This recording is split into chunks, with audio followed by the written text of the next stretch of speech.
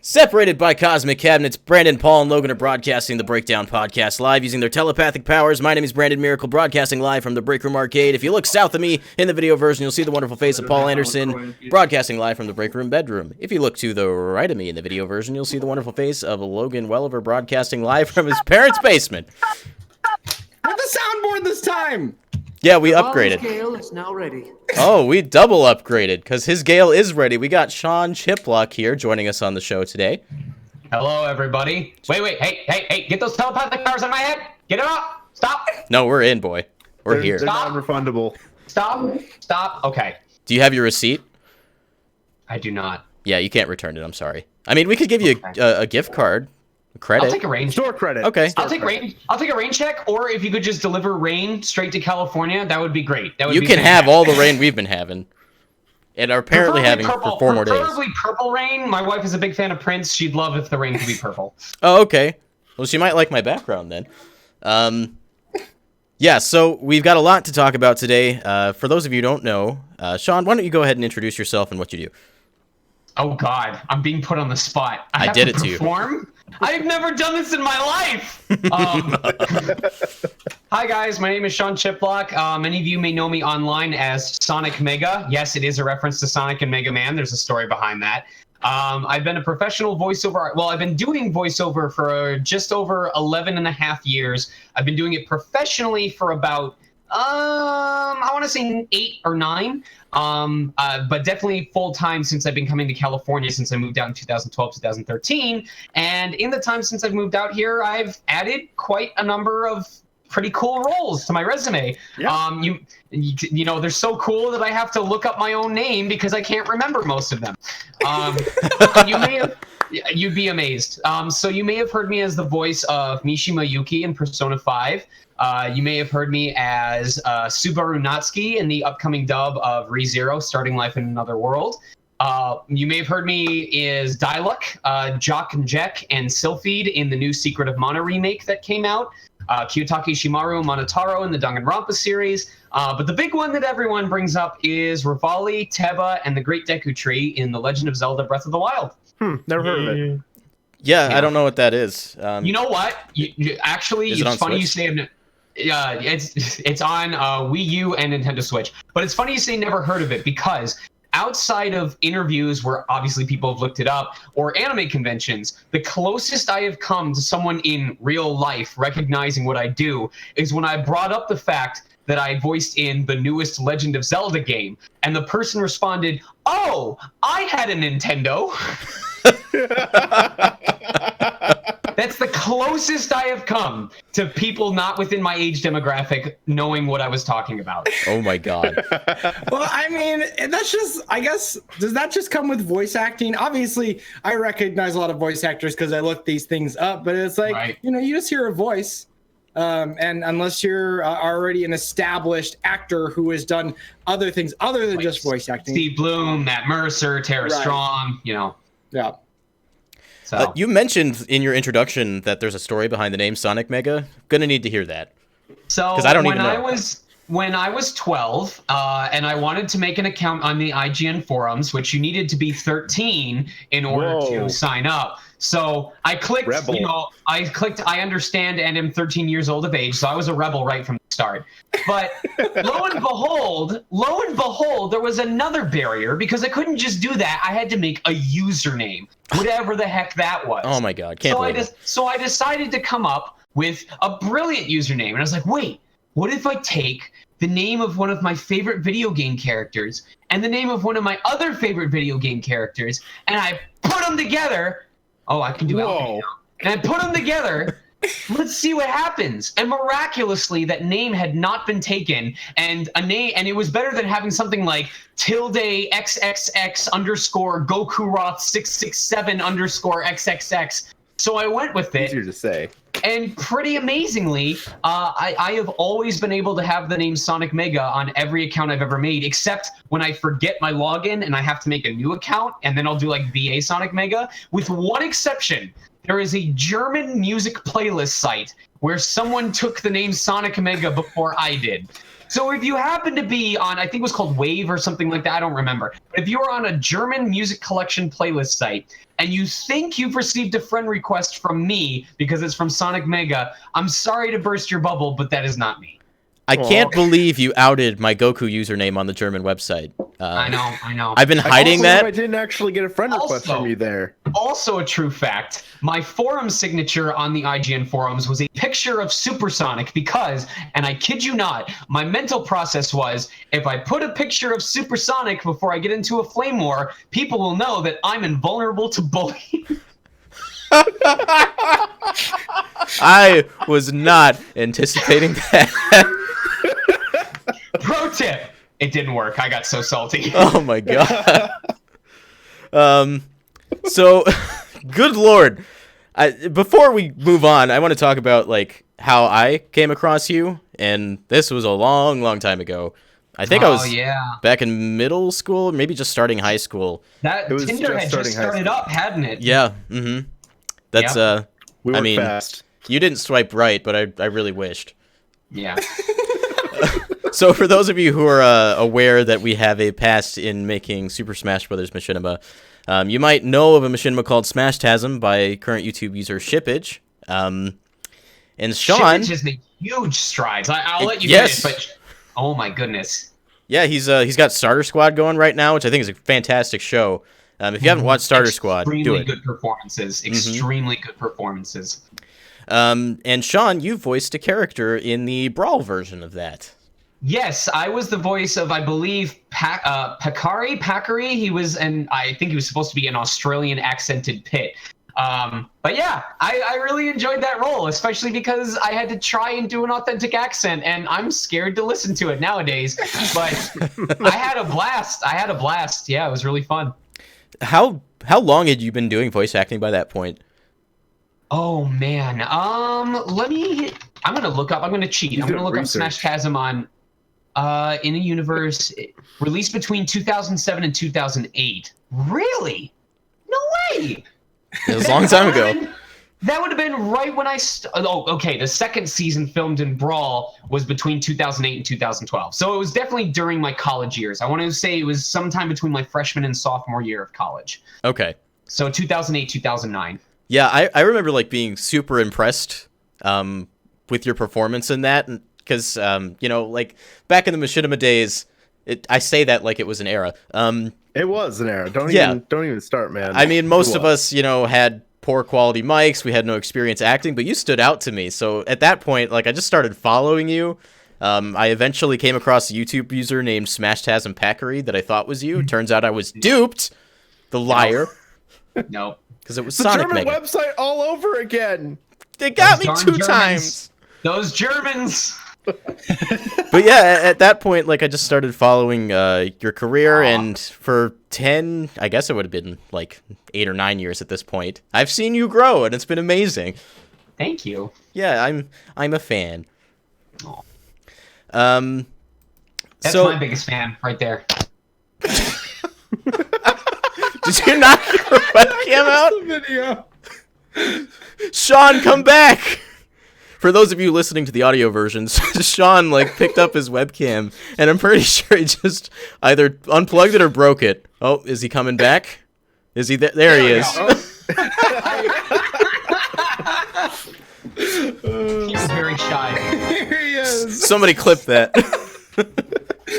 Oh my gosh. It's a very old webcam, so the wire is very finicky. We saw your hand go up, we saw it turn, and we heard the smack of you grabbing it, and it was gone. It's because Nintendo thought I was going to do the Iwata pose, and they wanted to copyright infringe, or they were going to give me a copyright strike, so they took down the video. I like that. Please understand. We're gonna get zapped. I understand. So with all that in mind, one of the things we talked about before we started the show, and I guess we'll jump to that first. Okay. I wanted to ask you about all your stuff in the background. Oh. So knock out your webcam again. Oh no. Okay, so I'm gonna see what I can show from here, but behind the fan, I don't know. I'm gonna bring up my video so I can see what you guys can see. All right, so behind the fan, that's Jaffe. He is from a place called Craig's Cruisers in Grand Rapids, Michigan. And we won Jaffe because of this Wizard of Oz coin launcher game. And it was insufferable because every time you fired coins, it would play this loop of follow the yellow brick road, follow the yellow brick road, follow the yellow brick road, follow the yellow brick road. It was that over and over again. Good Lord. Every single time. Just ad nauseum. But we were so good at landing the coins that they would push. They had these little character cards, and the character cards were worth 50 credits or 50 tickets, whatever, if you collected them. Okay. But if you got the full set, if you got a full set of all 7 character cards, it was worth 5,500. So Oof. it was a huge amount. So we would basically spend like $50, $70 just like playing together on this stupid thing and getting all the character cards. And then we bought him. So he is a reminder of 1, our love of stuffed animals, and 2, our love of vastly overspending on arcade games.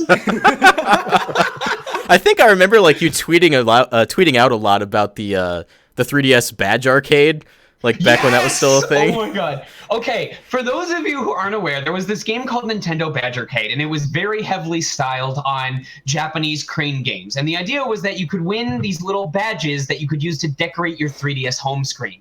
Without getting into too much detail, in general, each crane game machine, because they cycled them out regularly, each crane game machine could, in general, be beaten in 1 set of plays. It was $1 for 5 uses of the crane. So in general, you could beat each one in 5 plays if you were good. But it ranged from, sometimes you could finish one early, sometimes you could spend $2 to $3 on a single crane because the badges were in really difficult locations, or there were just so many of them.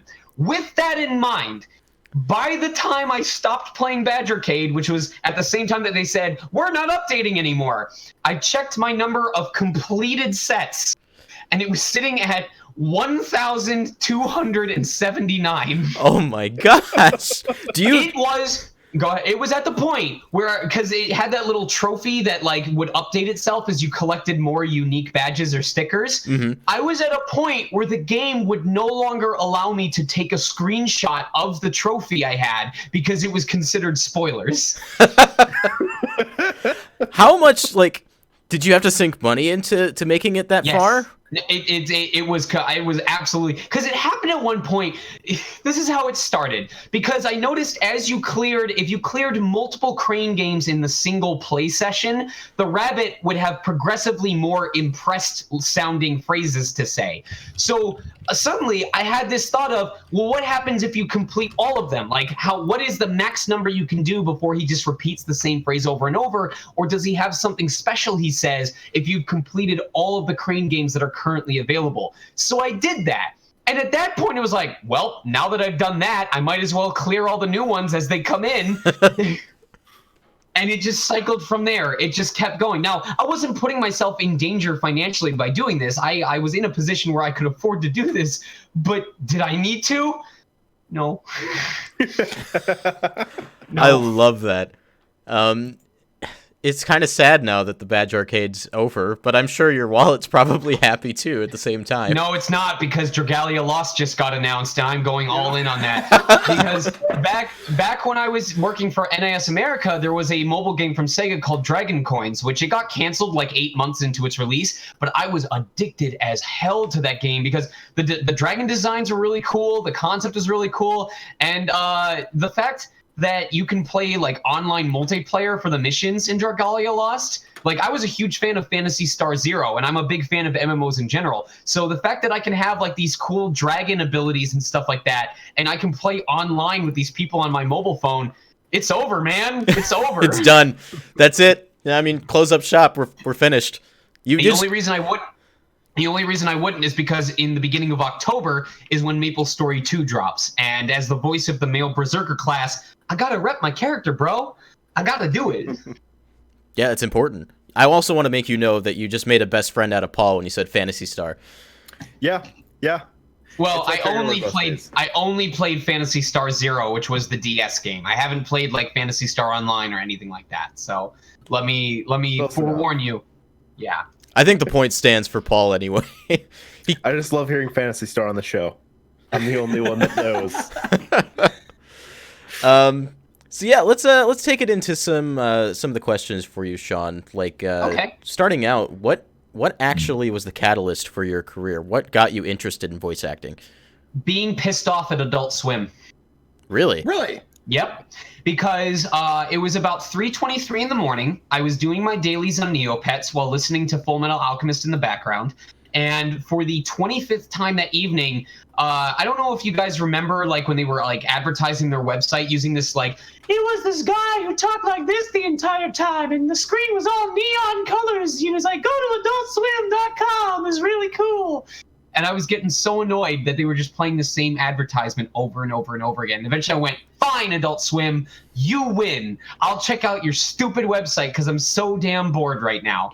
And you guys remember the old MTV behind the music video videos where it would show like little factoid bubbles of like, you know, info about the artist or the song or just like their band, you know, just little pieces of info. Any of you remember that? I think I have a vague memory of that, but I think my age is starting to show now. Yep. Yeah, I feel like you're saying some of these things, and like we're not that far in age, but it's like there's a certain cutoff. It's funny that like, you say, yeah, a little bit of a disconnect. It's funny that you say my age is starting to show because usually people say that when they're saying I'm too old to know that, but now you're saying I'm too young to remember that. But anyway, so there was a clip from an upcoming episode of an anime called Trinity Blood, and in that clip were those little factoid bubbles, which would often link to other things. And one of those links took you to another clip, which was Troy Baker in the studio recording for Abel Nightroad, the lead role of the show. And I watch him standing in this studio, like, and they roll in this like, all right, boop, boop, boop, and he starts talking. But here's the thing I notice. He's not doing any weird thing with his voice. They're not putting any weird effect. He's talking.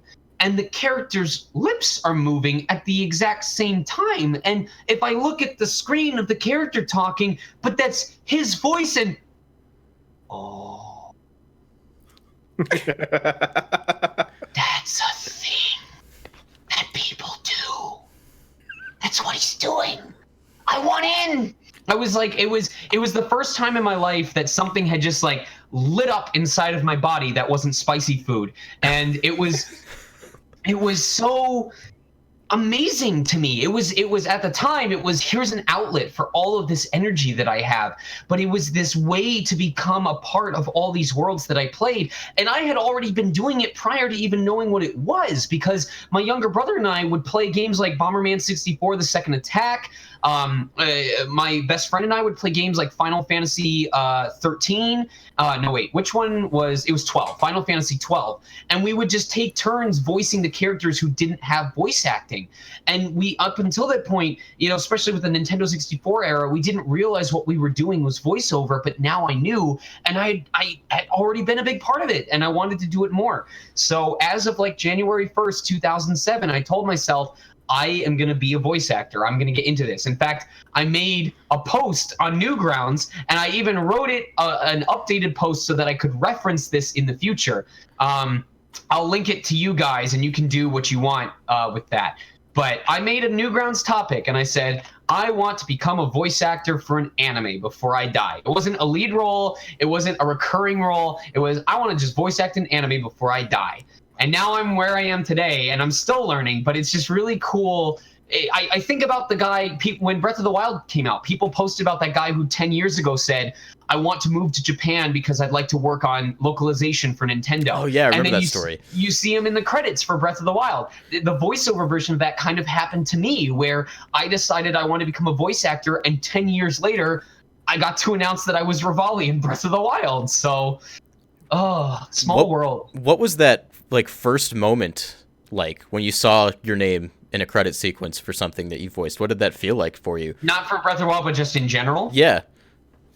You know, this is kind of anticlimactic, but a lot of why I got into voiceover was kind of selfish, to be honest. It was for me more than it was for the response of other people.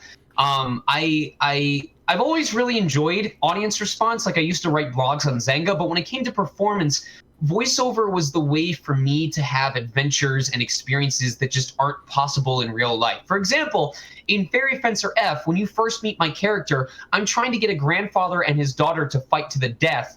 And then when one of them kills themselves, I'm about to have them chopped up because I'm so mad that they ruined my fun. Now, if I were to try and do that in real life, probably wouldn't be here to host this or to be part of this interview. No, I don't think so. But in the studio, the director ate it up and paid me $400 for it. So like, it was my way of getting to like enjoy those different character archetypes and get out of my shell and just have fun in general. So at first, I didn't really think about the fact that I was on credit lists. It wasn't a big part of what influenced me. Now, if we wanted to talk about Breath of the Wild, it was really cool, but also terrifying because for Breath of the Wild, I knew that the only other known voiced Zelda game was one that's mocked to heck and back. So I knew it was automatically going to get scrutinized very heavily, and I didn't want to be the next reason why people said, oh my god, this is why Zelda shouldn't have voice acting. It's absolutely terrible. Oh yeah, I can't imagine the pressure. It was so the fact that in general people have said Revali is considered one of the better performances, which I think, considering what the recording process was like, everyone did exactly as they were told, because you have to deal with the director, you have to deal with what the localization company wanted, because what Nintendo of America wanted for the deliveries on the characters was not the same as what Nintendo of Japan wanted.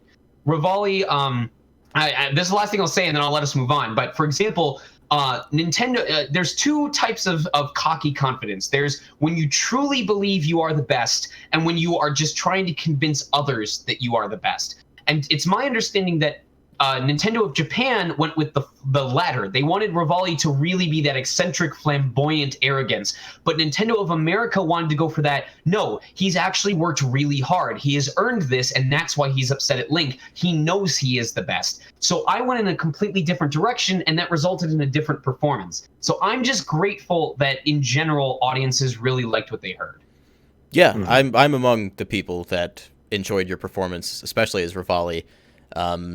And it's interesting that you mentioned that, because you don't think, the average person doesn't think about those kinds of differences between localizations. Like, I personally would have never even considered the fact that Revali would have a different character between two different translations of the game. So the fact that you bring that up is very enlightening for me. I can't imagine how it is for the people in the chat. A lot of people, and I'm not discrediting anyone, because again, it's not something that really comes to mind unless you're part of the industry.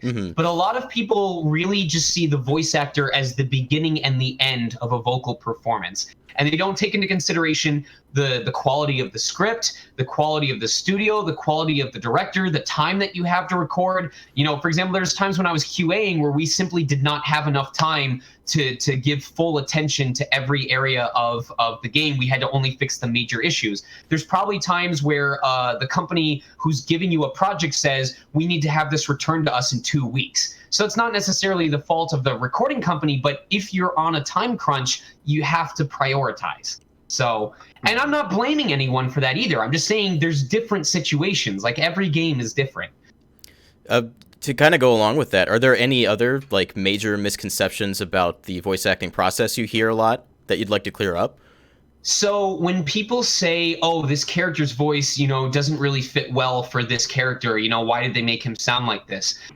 Sometimes it can be due to miscasting. Again, I'm not pointing to anyone in particular. Sometimes it's who's available at the moment, but often you'll have to also look at what goes into the reason for casting. So I know that there are certain studios, certain clients who like to cast actors who look like their characters, because there's a lot of Japanese companies that they do the whole idol celebrity thing, so they tend to cast people who can cosplay as their characters. And in America, there's some companies that have Japanese connections, or they have heavy Japanese influence, where they tend to cast actors who can do a fitting voice but also look close to their character because it helps with their advertising, their PR.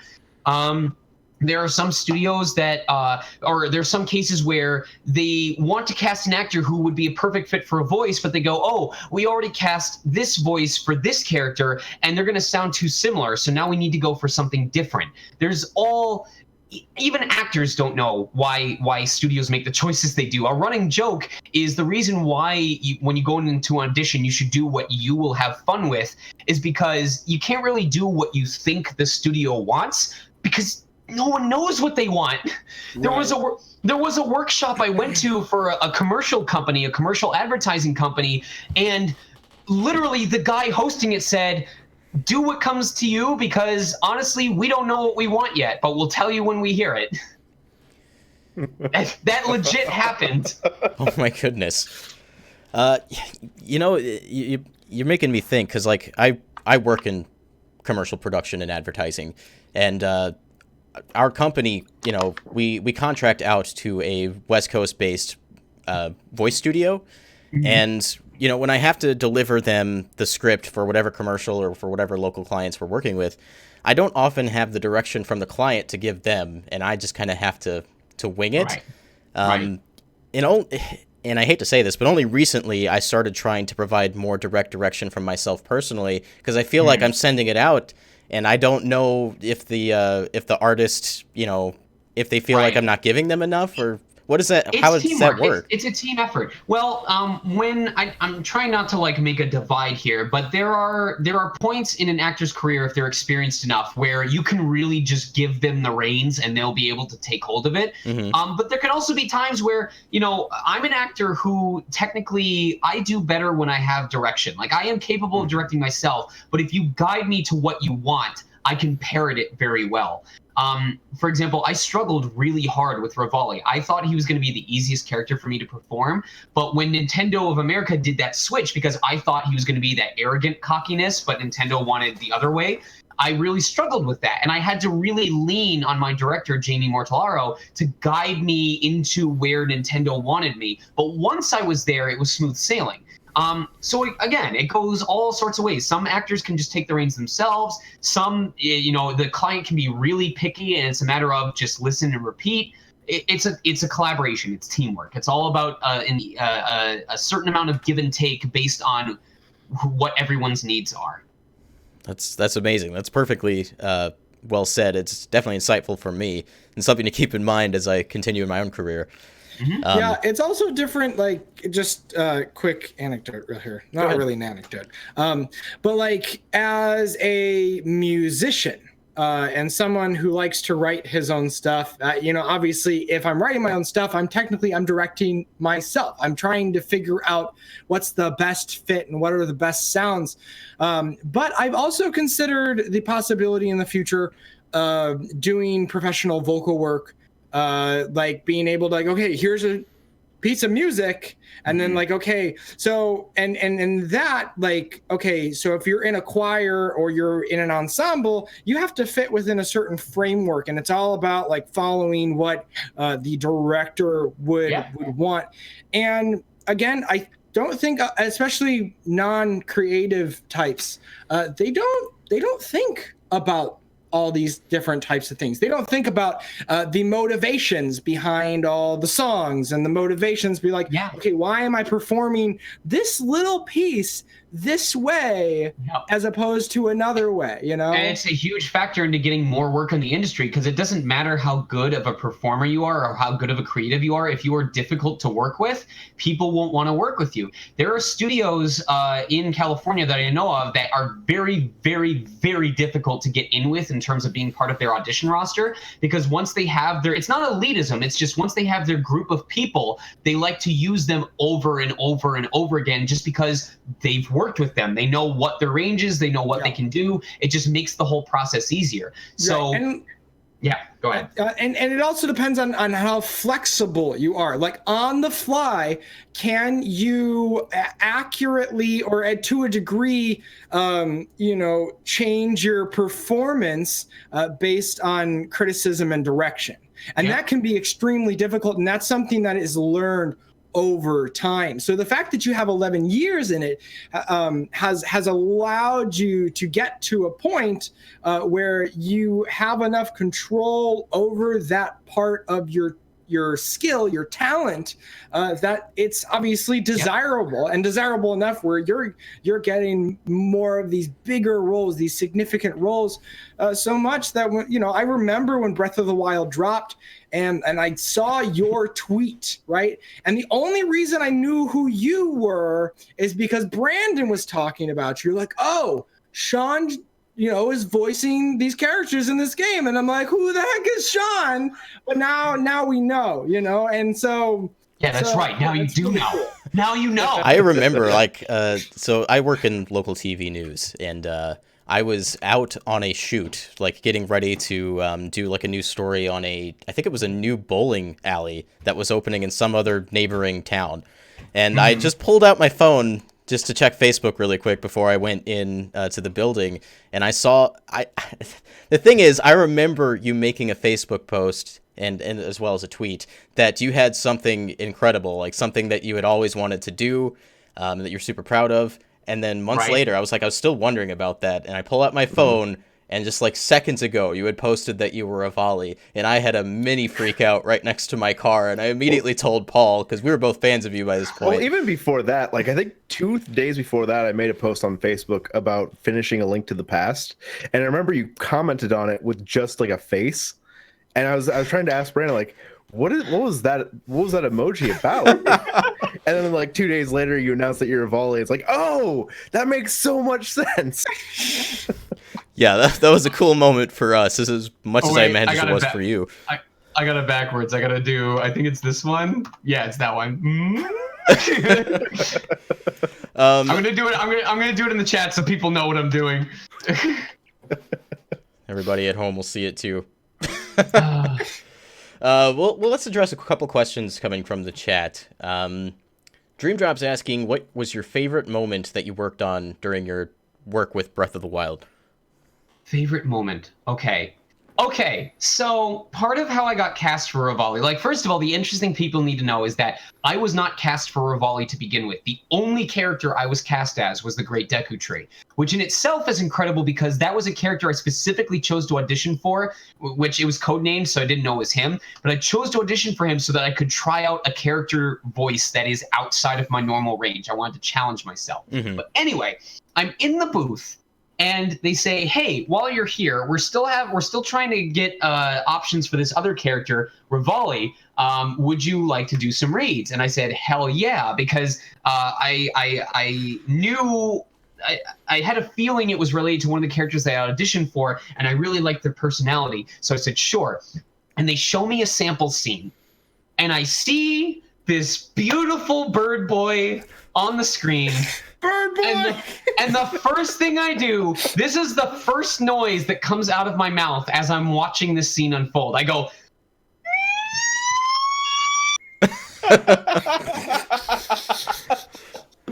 What I didn't know, because at the time it was just the director from the recording studio. I wasn't at Nintendo's HQ or anything. It was just the director from the localization studio who is in there. But what I didn't know was that Nintendo people from their HQ were listening in via Skype. Oh. So this group of, I can imagine, very important people who make lots of money to make very big decisions for this company in their suits, sitting in this conference room, are listening to 26-year-old me freak out in the studio. Literally fangirl over this character. And it turned out to work in my favor because, as I imagine, they turned out to be looking for people who were really passionate about the project like they were, because chances were those people would work really hard to make this product the best that it could possibly be. For sure. So the fact that I delivered a voice and I showed that I could be directed into what they wanted and that I was so passionate about the project, it all came together to just make me a really solid choice for the role. And the rest is history. So... I kind of use it as a story to tell people, in the right atmosphere, it is okay to be passionate about your work. It's one thing to be like, oh my gosh, I've always wanted to be a part of this franchise. This has been my biggest dream. It can borderline on uncomfortable. But if you let your enthusiasm show in organic ways when the opportunity presents itself, that can benefit you. That's amazing. Did you quick question for clarity's sake. Did you know that you were reading for a Zelda game at this point? At that point, when they said, "Would you do reads for this other character?" it was unavoidable because I got to see the concept, I got to see a sample scene for what I was dubbing. That was obvious. But back when we first got the audition sides, everything was codenamed. Like, I actually thought at first that it was for a Dragon Quest game. Like, I didn't know what it was for. So, what was that feeling like when you realized what you were reading for?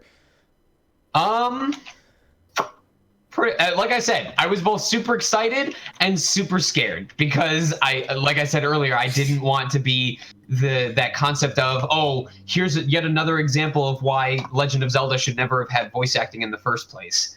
So I was super happy, but also immediate super focus mode. I didn't even want to consider about my excitement until I saw what other people thought of the end result.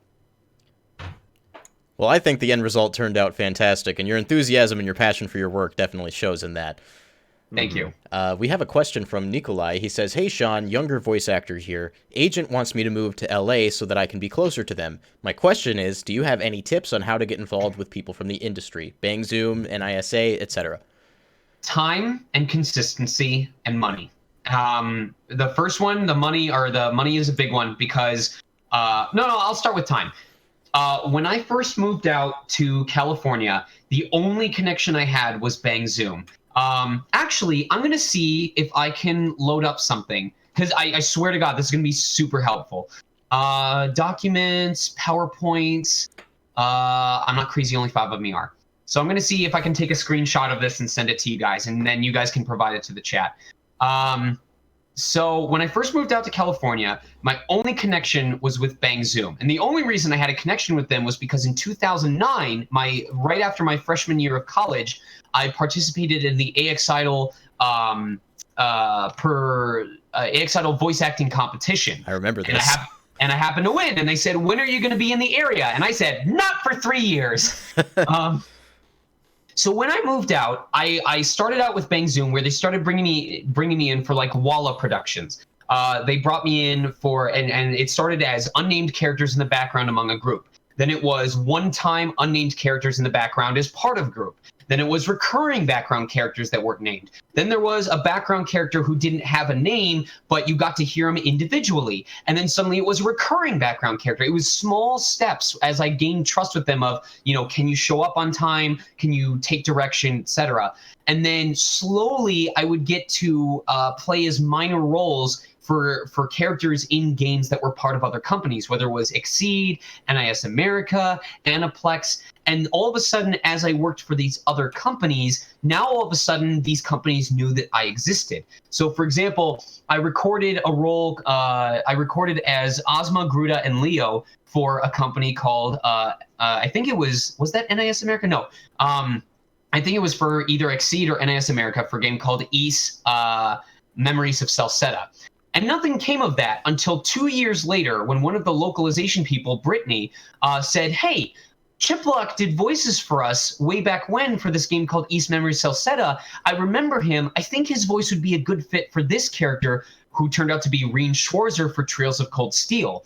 And Trails of Cold Steel was recorded at PCB Productions. So now PCB Productions knew that I existed. So the first part is time. Just over time, you will, as you record, you will get to work on projects. You'll get to work with these companies. You may work with a different, I'm trying to think. You may get an audition through a recording studio that is being published by a different company. So now that other company knows that you have done work for them and you may get connections through them. The second part, consistency, is you've got to be able to perform. When you're booked for a character, you need to make sure that you can sustain that voice for 2 to 4 hours, depending on the intensity. Because if you go in and you lose your voice halfway into the session, you're not going to be reliable. They're going to be like, all right, this person is a risk. We can't really trust that they can perform this character after they've been cast. A big portion of that was when I was cast as Subaru Natsuki in ReZero. The very first thing that the casting director told me was, "Are you aware of what this character does in this show and how intense this gets? Will you be able to last throughout the series? Will your voice be able to hold up?" And I had to tell them, I am aware. I will take proper steps to keep my throat intact. I acknowledge what I'm about to sign myself up for before they would hand me the role. And the money, the big thing is taking those workshops. The easiest way to let a company know that you exist is to take workshops that they are hosting. Bang Zoom does workshops. They also have workouts that they do. There are actors that have workouts. There's this service there's this person named Mary Lynn Wisner who hosts evenings called Meet the Agents, Meet the Pros nights at Voice Tracks West. I have started so many client relationships through Meet the Pros workshops. I met Mattel and I started doing commercial stuff for Mattel through one of those workshops. I met Brian Nefsky of Disney Parks through one of those workshops. I met my agent at SBB Talent through one of those workshops. So if you are ready to, you can take workshops for two reasons. One is to learn and improve yourself and actually get in-studio experience. But then once you're ready to perform, when you're ready to compete at the professional level, those same workshops can be how you get yourself in front of the people in charge of casting and show them, I'm local and I'm ready. I can do these characters and I can perform. And that's how you can get on their list, be like, hey, we should include this person in future auditions because I've heard them in the past and they did really well with this type of character. So those three, I know I really ran on, but though I would definitely say the workshops, the locality, obviously, and just being ready to perform, being ready to take hold of that opportunity are your three greatest assets to getting noticed by companies. Oh, that was incredibly valuable. Oh, go ahead, Logan. Yeah.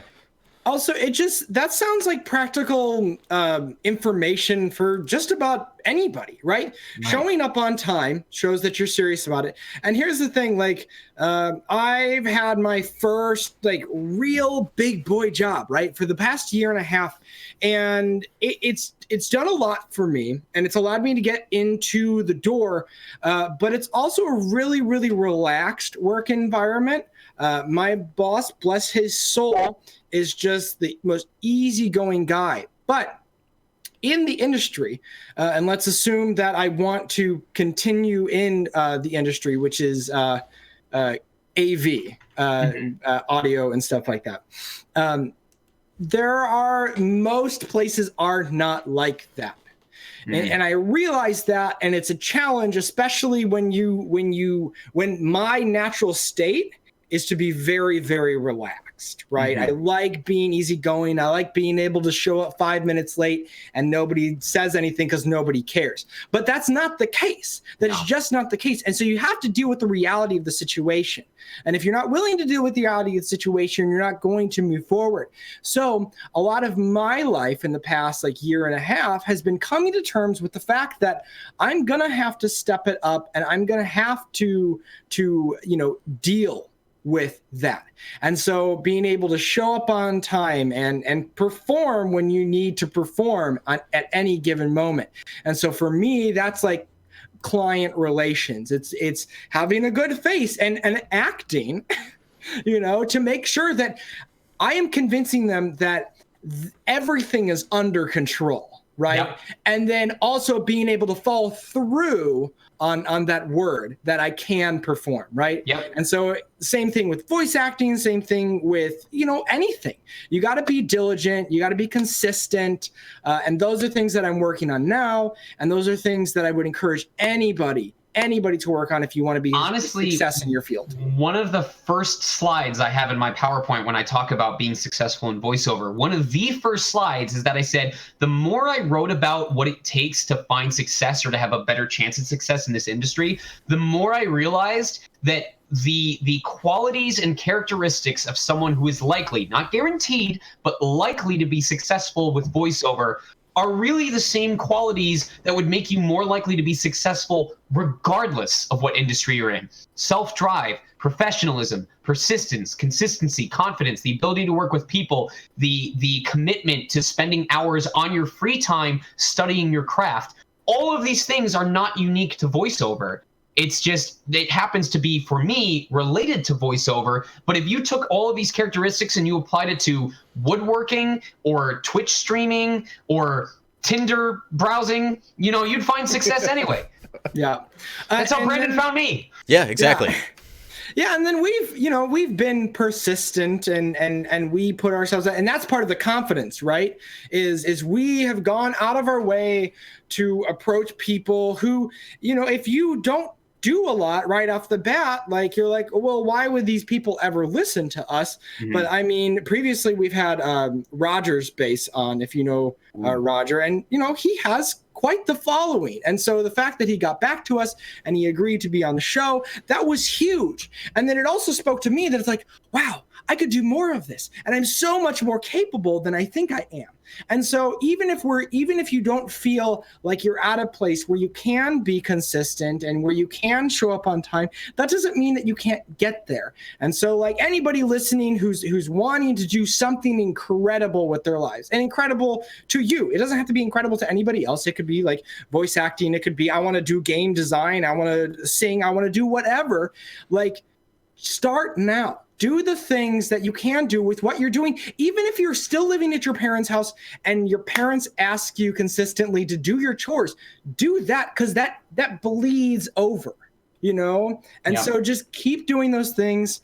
Keep your pride in check, because there's always going to be people above you. And that's one of the things I struggle with, right? Is one of the main things to do things, One of the main things I remind people is just because I am a professional voiceover artist does not mean I am above you in any way. Like I just happen to be in a career that has a much more public face than most others, but that doesn't make me more important than anybody else. Like I feel so bad when people are like, "Oh, I'm surprised you took the time to respond to me. I figured I was so far beneath you and like you wouldn't, I wasn't worth your time."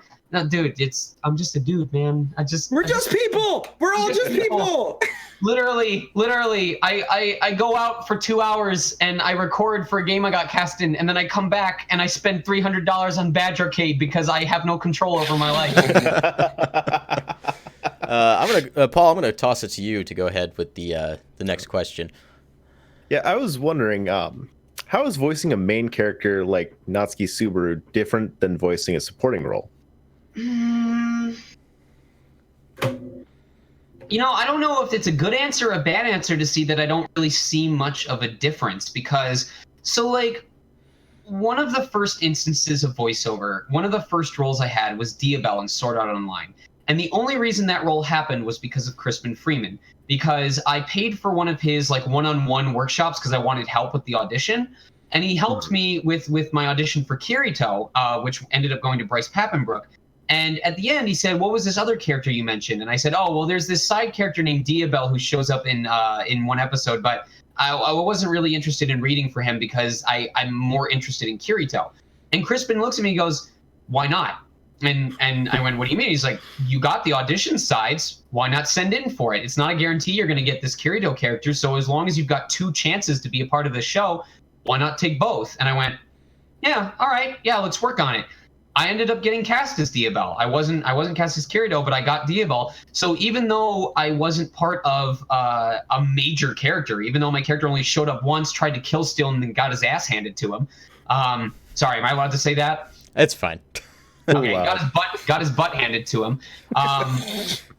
The fact was, I was a part of Sword Art Online, which would later get streamed live on Toonami. So now all of a sudden, because I auditioned for this character, I got to tell people that I was on Toonami. I was on Adult Swim. You could hear my voice on a late night block of anime shows. So I guess the original question was, how's it feel to voice a main character as opposed to a supporting role, right? Mm-hmm. I think I look at it more as the character than the size of the role. And maybe definitely when I was first starting out, my naivete made me like, oh, I want to get the major roles. I want to be a big part of this project. But I have fun with characters like Zenk. I have fun with characters just as much as I do with characters like Subaru Natsuki. I only got to play as a villain for a little while, Hunter, as Realvelt, the guy in the wheelchair with like the electric rope snakes. But he got to go totally crazy, and I love playing insane characters. So that was a total blast for me.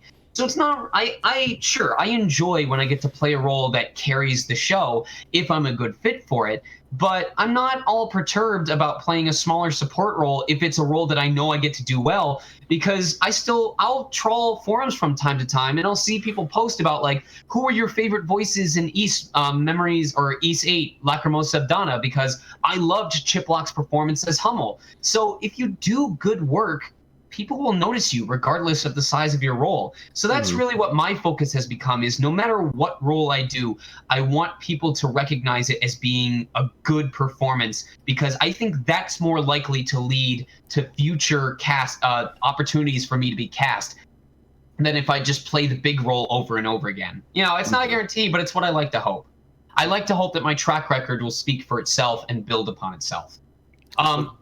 If I can add, sorry, it just came to mind. I remember a quote that Will Smith stole from one of his parental figures, where he said, "Instead of focusing on building a brick wall right away, I just focus on placing each brick as perfectly and solidly as I can, so that when I step back, I have already built a brick wall that's comprised of extremely sturdy bricks." So that's what I do. I want each roll to be another solid brick that I place down as perfectly as I can, and I let the brick wall build itself.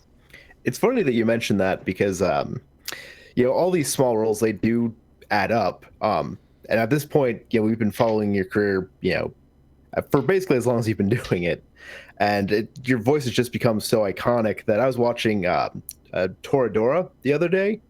And I think you have you play the gym teacher. The gym teacher, that's right. I think you only have like 1 or 2 lines in it, but I stopped everything I was doing when I was watching it, because I'm like, I know that voice. That's Sean. That's the impact you have. It builds the recognition. That means I didn't do well enough. It means I didn't do well enough for you to be like, I don't know who that voice is. It's someone completely different. I have to try harder. Maybe we're just getting inside your head because, the telepathic powers and stuff. That, yeah. Bleeds out. We can feel it. Darn it. Moving on, are there any, memorable fan interactions? Before we started the show, you showed us some stuff that fans have given you before, if you wanted to show that off. Yes. Okay, so I'm going to grab that first, but I also have a story to tell about when a fan gave me something based on a character they didn't know I hadn't been cast as yet. Oh, boy. It's precious. So my wall is so bare because I'm very bad about making sure to have fan art, but I've got many incredible fans who have drawn fan art for me. There's this artist named Frosted Vulpix on Twitter, who she has drawn stuff of characters that I really like just in general, whether it's favorite Pokemon, but she's also done con badges of characters that I've played, so Revali and Spade from Freedom Planet. But I had someone who came up and they did this pencil drawing of Green Schwarzer from Trails of Cold Steel. But I collect everything. I have graciously accepted all these pieces of fan art that people have drawn for me. There's stuff of Revali with a war helmet. I forget what this was a reference to, but it's just super sweet. There's Kurusu. Oh, that's from the cosplay, because I do character cosplay as well, and I've had a cosplay of Brixen from Pokemon. And Kurusu from Twitter also drew this for me. This is freaking fantastic. Look at those feet. Those are fantastic feet. Feet are hard to draw. No, it's not. It's not indicative of anything special. I just like how they draw the feet. Okay. And then I commissioned an artist at Anime Expo to draw my character Santa from 999. That is gorgeous. She'd also done drawings of Snake and the main character from the series as well. I was like, this is really cool, but I've never seen anyone draw Santa, so I would like you to be the first. And she was totally honored by that, so I really appreciate it. I'm going to put this array away real quick, but recently I'm trying to think of a way to show everyone else. Are links banned in the YouTube chat? Will they be automatically deleted? I don't think so. If not, Okay. You could send it to me and I can post it. Okay, yeah, I'll do that, and then I'll in the chat. So let me put these away real quick without destroying my webcam again. This webcam still hasn't recovered from me. It's looking for opportunities so interesting to use the soundboard. It's so interesting when you announce new roles, because you mentioned 999, and Paul bought that on DS back when it originally came out. And then we heard that you were in the game after they remastered it for Steam, and we're like, hey, there he is again. Okay, so I have to find. Oh my God, where did I post it? Where did I post it? I have to remember. I have to remember. Okay, I know how I can do it. Pterodactyl lock. Yep, go to that. Okay, it's in pictures. So back at this convention called ShutoCon, these a group of girls who I wish I remembered their names said they were trying to come up with what my spirit animal would be, and they decided on a pterodactyl. So they drew. Oh yeah, I can't do it. I can't do the. Let me see if I can do it without the press. With the colon and the slash and the slash and the net and the dot. Okay, let's try that. Nope, that you're gonna have to send it to them. I just modded you, so it might work now. Okay, let's try this. Yeah. Woo. Okay. So they drew me as a pterodactyl, and they said, "This is your spirit animal." I'm like, "I'm a pterodactyl lock. Let's freaking go." This was back in March, so nothing had happened yet that made this super relevant. This was back in March, and I had this dead period between February and April where I was just not booking any new studio work. At the very end of April, I finally booked a new studio gig, and it was for an anime called Screechers Wild. And my character is known as Revadactyl. He is a car that can transform into a mechanical pterodactyl. So, without even knowing it, these girls had foretold, telepathy had foretold the next character role that I would get. And I'm just in awe. I'm in awe that the exact, of all things, of all characters to get cast as, it is a pterodactyl that becomes my next role. So that is just precious to me. It's close to my heart, and it is canon now that my inner spirit animal is a very loud pterodactyl. Oh my God, that's fantastic. So essentially, like, if you want Sean to voice in something that he hasn't done before, you just have to draw a picture of it. You gotta draw a picture of it. Yeah, and then give it to him. It's like a reverse Death Note, where if you draw in the picture of the creature that you want me to play, that will be what I next get cast as. Logan, I'll toss questions 10 and 11 to you since they were from you. Well, I actually I didn't put anything in here. Oh, are they Paul's? Wow, Brandon. I thought they were Logan's. Okay, here's what happened. I looked through here and I'm like, okay, is there anything I want to add? Is there anything I can think to add? And I'm like, this is pretty comprehensive. Like, I'd have to spend a disproportionate amount of time reading through these and deciding like what I wanted. Because this is a comprehensive list here. Then I'll toss it to Paul. Okay. So if you could voice any anime or video game character you wanted, who would you choose? Or in other words, what's your dream role? It's not a specific character, but it's a specific genre of game. It is no secret on my Twitter that I am a phenomenally huge fan of dungeon crawlers. I got into it ever since Etrian Odyssey 4. I got introduced to Vita dungeon crawlers back during my time at NAS America. I co-wrote the most comprehensive mechanics guide for Demon Gaze 1 that exists on the web in English. I didn't do one for Demon Gaze 2, but I sure as heck played it the moment that it came out. And most recently, when Etrian Odyssey 5 came out, I played it from start to finish on the hardest difficulty mode and beat it 100%. I did every single thing there was to do in that game. My dream role at this point, because like my goals in voiceover, I will always set a new one for myself. But it was, I want to be in an anime, and then I got that. It was I want to be on Toonami, and I got that. It was I want to play in a lead role on a game that has more than one installment. I got that. It was now I want to be a lead role in anime. I got that. So now the current one is I want to be either a create your own party member voice type, or if there's a story mode like there has been in the recent Etrian Odyssey installments, I want to be one of the story mode party members that tag along with you throughout the entire adventure. The idea of being able to be the voice that you hear when you've made this team of people who are fighting together through all these dungeons, and you hear me going, "I got this! All right, my turn!" Stuff like that. Don't laugh at my performance, man. This is a laugh of joy and appreciation. How dare you misinterpret my laugh? Like Zoink Scoop, we gotta solve this mystery, man. Anyway, so the idea of if I could be, I got to be it a little bit because there's this game I've been playing called Mary Skelter, and I voice Mamoru and Chiharu / Hitsuka in that. And they're scenario characters. They're not part of the main party. But it was my first experience with getting to be part of the same genre game that I actually play most often.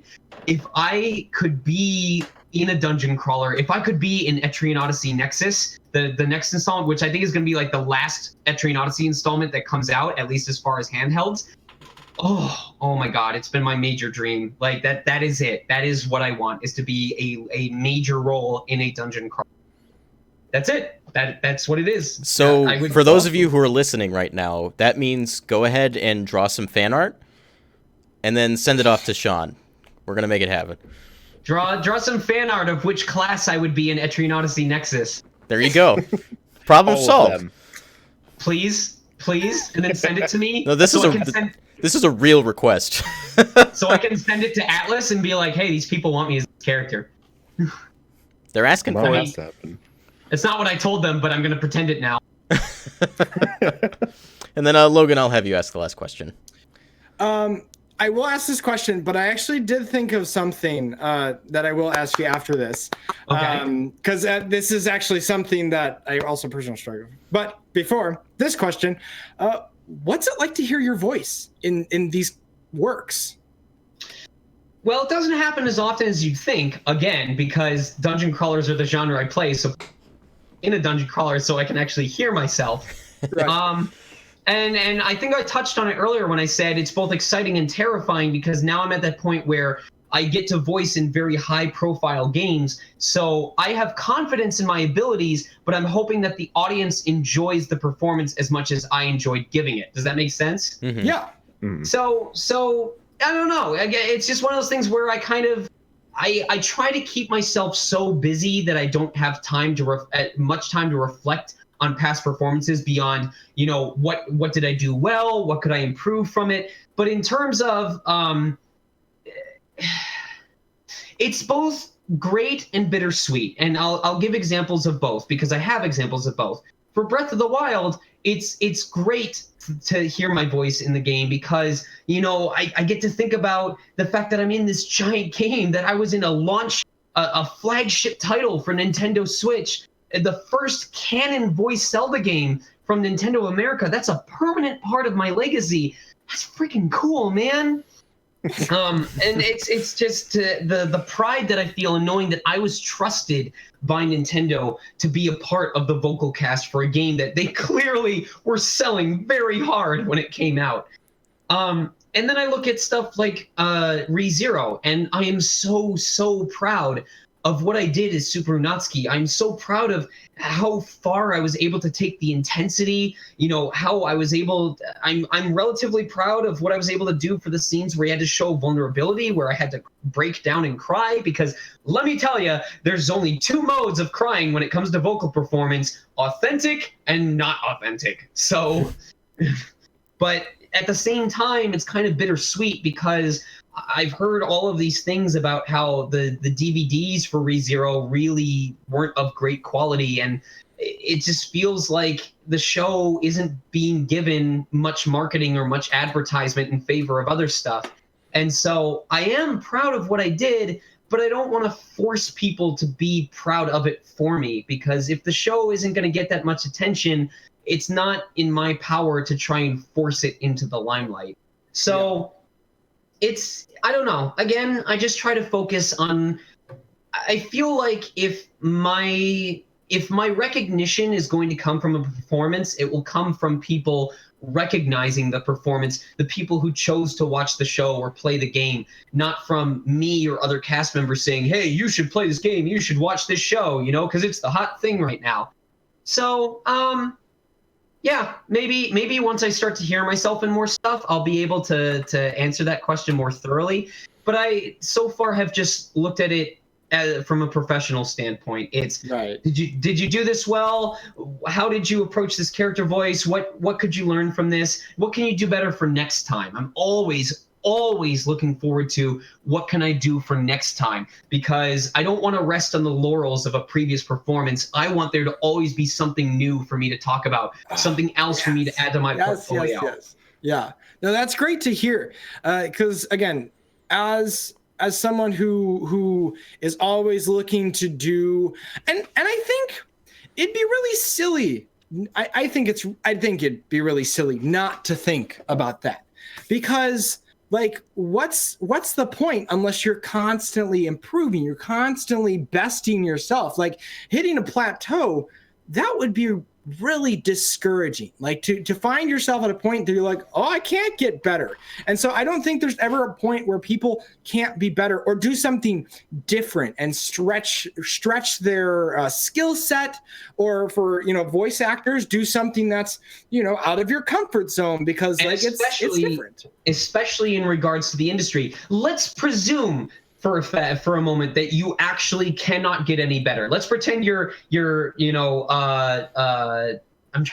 Patrick Stewart and you have reached the pinnacle of theatrical ability. That does not mean that the industry trends are not going to change. Let's look at commercials. In the 90s, everything was super hyper. Buy this cereal today, and buy this toy. In the 2000s for commercials, even into the late 2000s, commercials went for that, I'm your best friend next door, dude. We've always been best friends, for all of time. And I'm telling you about this cool thing. But then people got really annoyed by that because they're like, I don't know who this person is. Why are they talking to me like we know each other? So now the commercials have changed from I'm your best friend to I'm someone you want to be best friends with. There's a very subtle difference, because there's a difference between acting very chill and laid back versus sounding cool and interesting and someone you want to get to know. If you look at games, right now, there's a lot of fighting games coming out. So it's probably really important for people who want to get into the industry to know how to do fighting game character efforts. Prior to that, Japanese RPGs weren't really big, but they've been getting bigger. Even just within the industry, there's all these different facets, whether there's Western RPGs, visual novels, fighting games, like I said. What's something that's been really big that's been published lately? Just you can look. You can see what types of games are getting picked up, what kinds of series are being brought back time and time again. So even if you are at the top of your performance ability, if you aren't able to adapt to what the big ticket items are in the games and commercial advertising industries are at that moment, you're not going to be relevant for very long. The fact that I voiced Revali in Breath of the Wild doesn't really mean anything for my future auditions. In the best case scenario, because, it's not really best case, worst case, but because clients aren't going to look at characters you've played beyond, can they play this archetype? Because even once you get into the archetype, each company is going to want their character, want their product represented a certain way. They're not going to say, we want you to do exactly what you did for Revali from Breath of the Wild, because then people are going to be like, oh, he sounds like this other game, rather than, I really like what he did for this character in this game by AAA company, Bethesda or Blizzard or, Sega or NIS America, So, it's a matter of, they will only look at it in terms of, do we think he's capable of playing this character type that we have here? And if so, they'll send you the audition. But after that, you have to be able to work with them directly to come up with something brand new every single time. You can borrow elements from past performances, but you're not really ever going to just do the exact same thing that you did for Project A 5 years ago. You have to be adaptive to new situations. Okay. Well, that's a fantastic answer. That's a and I'll express this before I ask my final question. Is one of the things that I love to emphasize is just being better, right? Whether that being better with people, better at your job, better at loving people, better at being decent to people. Like, it always helps to gather as much information as you can to make the best decisions and go in the direction that's going to give you the most opportunity. And so hearing all of this, I mean, you're not just speaking to the audience. I mean, you're speaking to us. Right. We hear this and we're like, oh my gosh. And some of it's encouraging because, like, I've had some of the same thoughts. And then other comments are encouraging because it's like I've never even thought about it that way before, but the more conversations I have, the more things I realize. And so with that,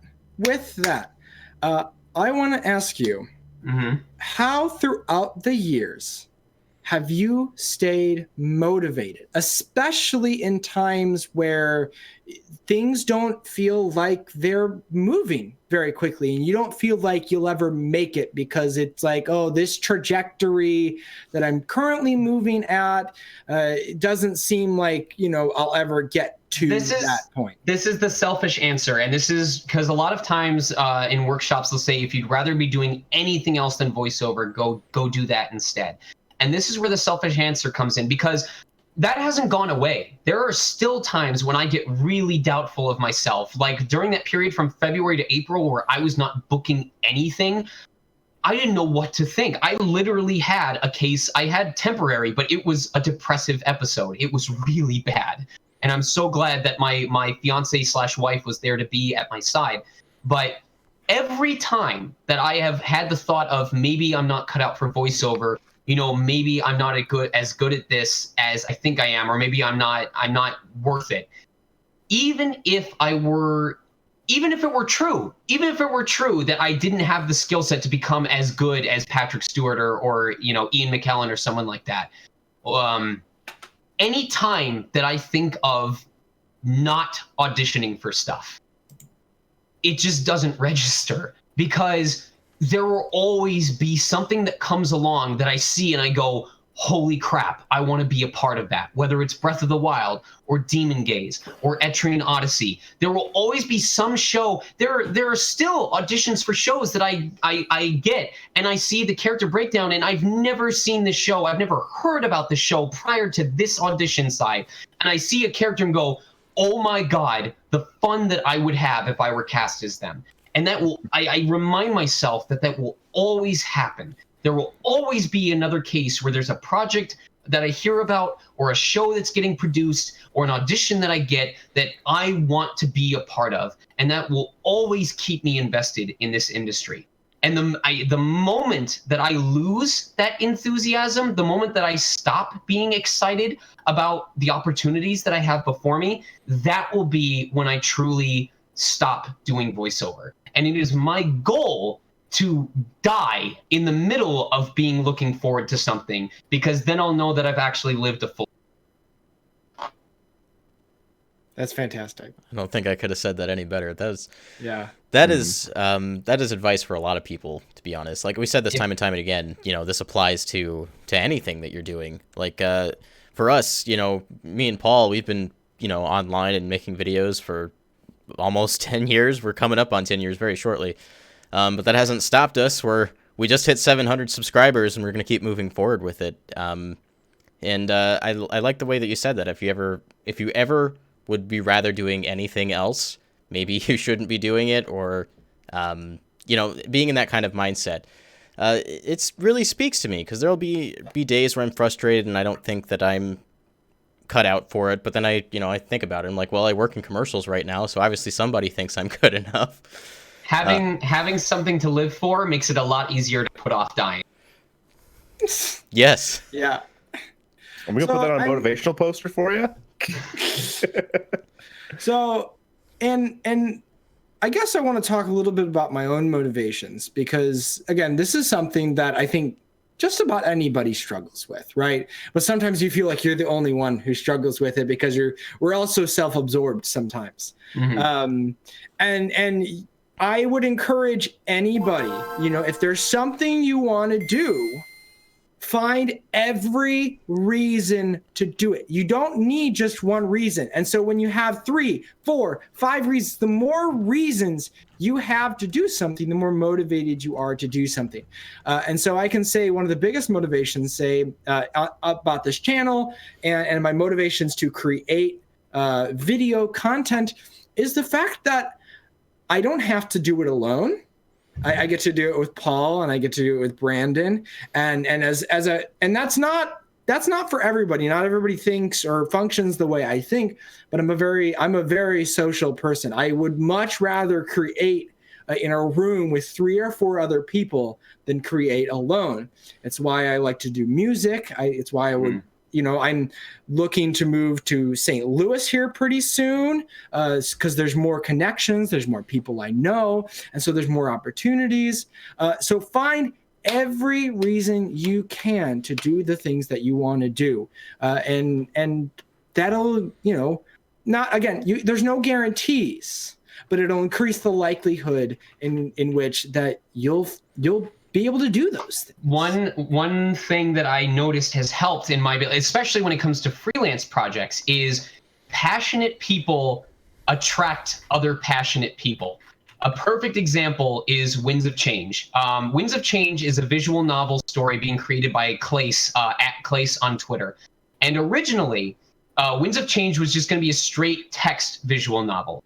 And I was so in love with the design aesthetic of the game that I reached out to Clace and I said, hey, I don't know if you ever planned on having voiceover for this, but if you are, I'd like to help you set up an audition thread. I said, it doesn't have to be full VO. You don't have to cast me. I would just love to see this succeed. And it can either be full voiceover. It could be just sound effects and efforts, because some games do that, where it's just they do emotional context sounds.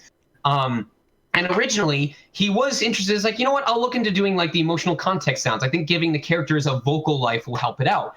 A year later, he had gotten so invested in the extra quality that good voiceover gave his project that he took the project from only text to full VO for all scenes. Like, he's still doing it to this day, and now I'm working with him alongside this project. So it literally went from enthusiastic me talks to Game Guy about, have you considered doing VO for this project? Game Guy ends up making the entire game full of voiceover because he's so enthralled with the idea, and he's got all these passionate people on his team. You will be amazed what can be accomplished by literally what amounts to 3 or 4 people all looking at each other going,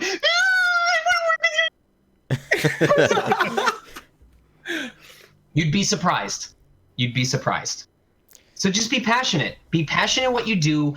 Find a reason to share that passion. Find a reason to reach out to people who have passions related to yours. Be professional about it. See what happens, man.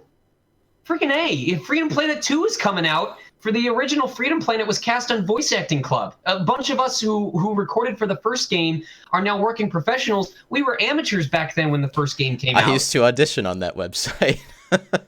we still do. Voice Acting Club is still the largest, most comprehensive amateur voice acting forum and connection hub on the net today. It used to be Voice Acting Club and Voice Acting Alliance, and now there's Casting Call Club. But I would argue that Voice Acting Club, which is still active, by the way, and just got overhauled, is the #1 amateur voice acting website to go to nowadays if you're trying to get into the craft and network with people.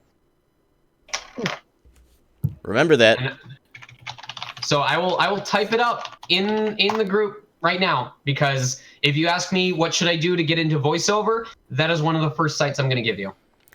It's interesting that you bring this up, because like back when I first heard you as Packery in Smashtasm, voice acting was something that interested me. It was something that I considered doing. And I don't remember if it was through you that I found Voice Acting Club or Kellen Goff, but one of you guys told me about Voice Acting Club. I think it may have been Kellen. And then I got on there and I started auditioning, for, random machinima, for cartoons and whatnot. And I landed a couple things and I had fun with it. I still voice in a web cartoon by Scoot Wukos today. But that's how I got my start. And it was ultimately, for me, how I decided that being on the production side was more or less what I wanted to do. But it gave me that opportunity to voice, to experience it, and, make that discovery for myself. So definitely go to that website. It's a great place.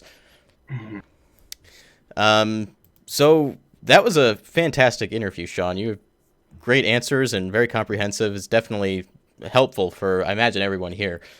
Thank you for giving me the opportunity. I appreciate it. Yeah, definitely.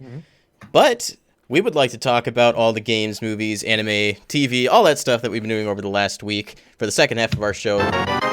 Hey, there you go, the Breakdown Podcast. This is the Breakdown segment.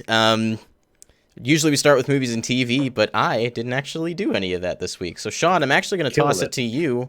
What did you watch this week? Oh man, I have not watched much of anything this week because super addicted to Maple Story 2. I voiced the male berserker class in the game, so I've been repping it, and they've had this pre-release event going on. My wife has been catching up on the newest season of My Hero Academia, which I should honestly start watching.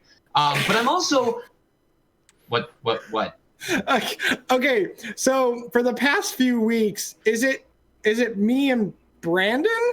Yeah. Have dropped the ball because we've been pretty consistent about watching My Hero Academia. And I had a thought earlier, like, oh, I could take this time. I have plenty of free time. I could watch and catch up with My Hero Academia. But then I got really into the soundboard and doing other like actual productive things. So I'm not exactly upset that I didn't watch it, but I'm also like, oh, I should probably get around to that soon. Yeah, I'm 3 weeks behind. My Hero Academia is an example of a show where the genre and the plot is so obvious, but it's done so well that you don't care.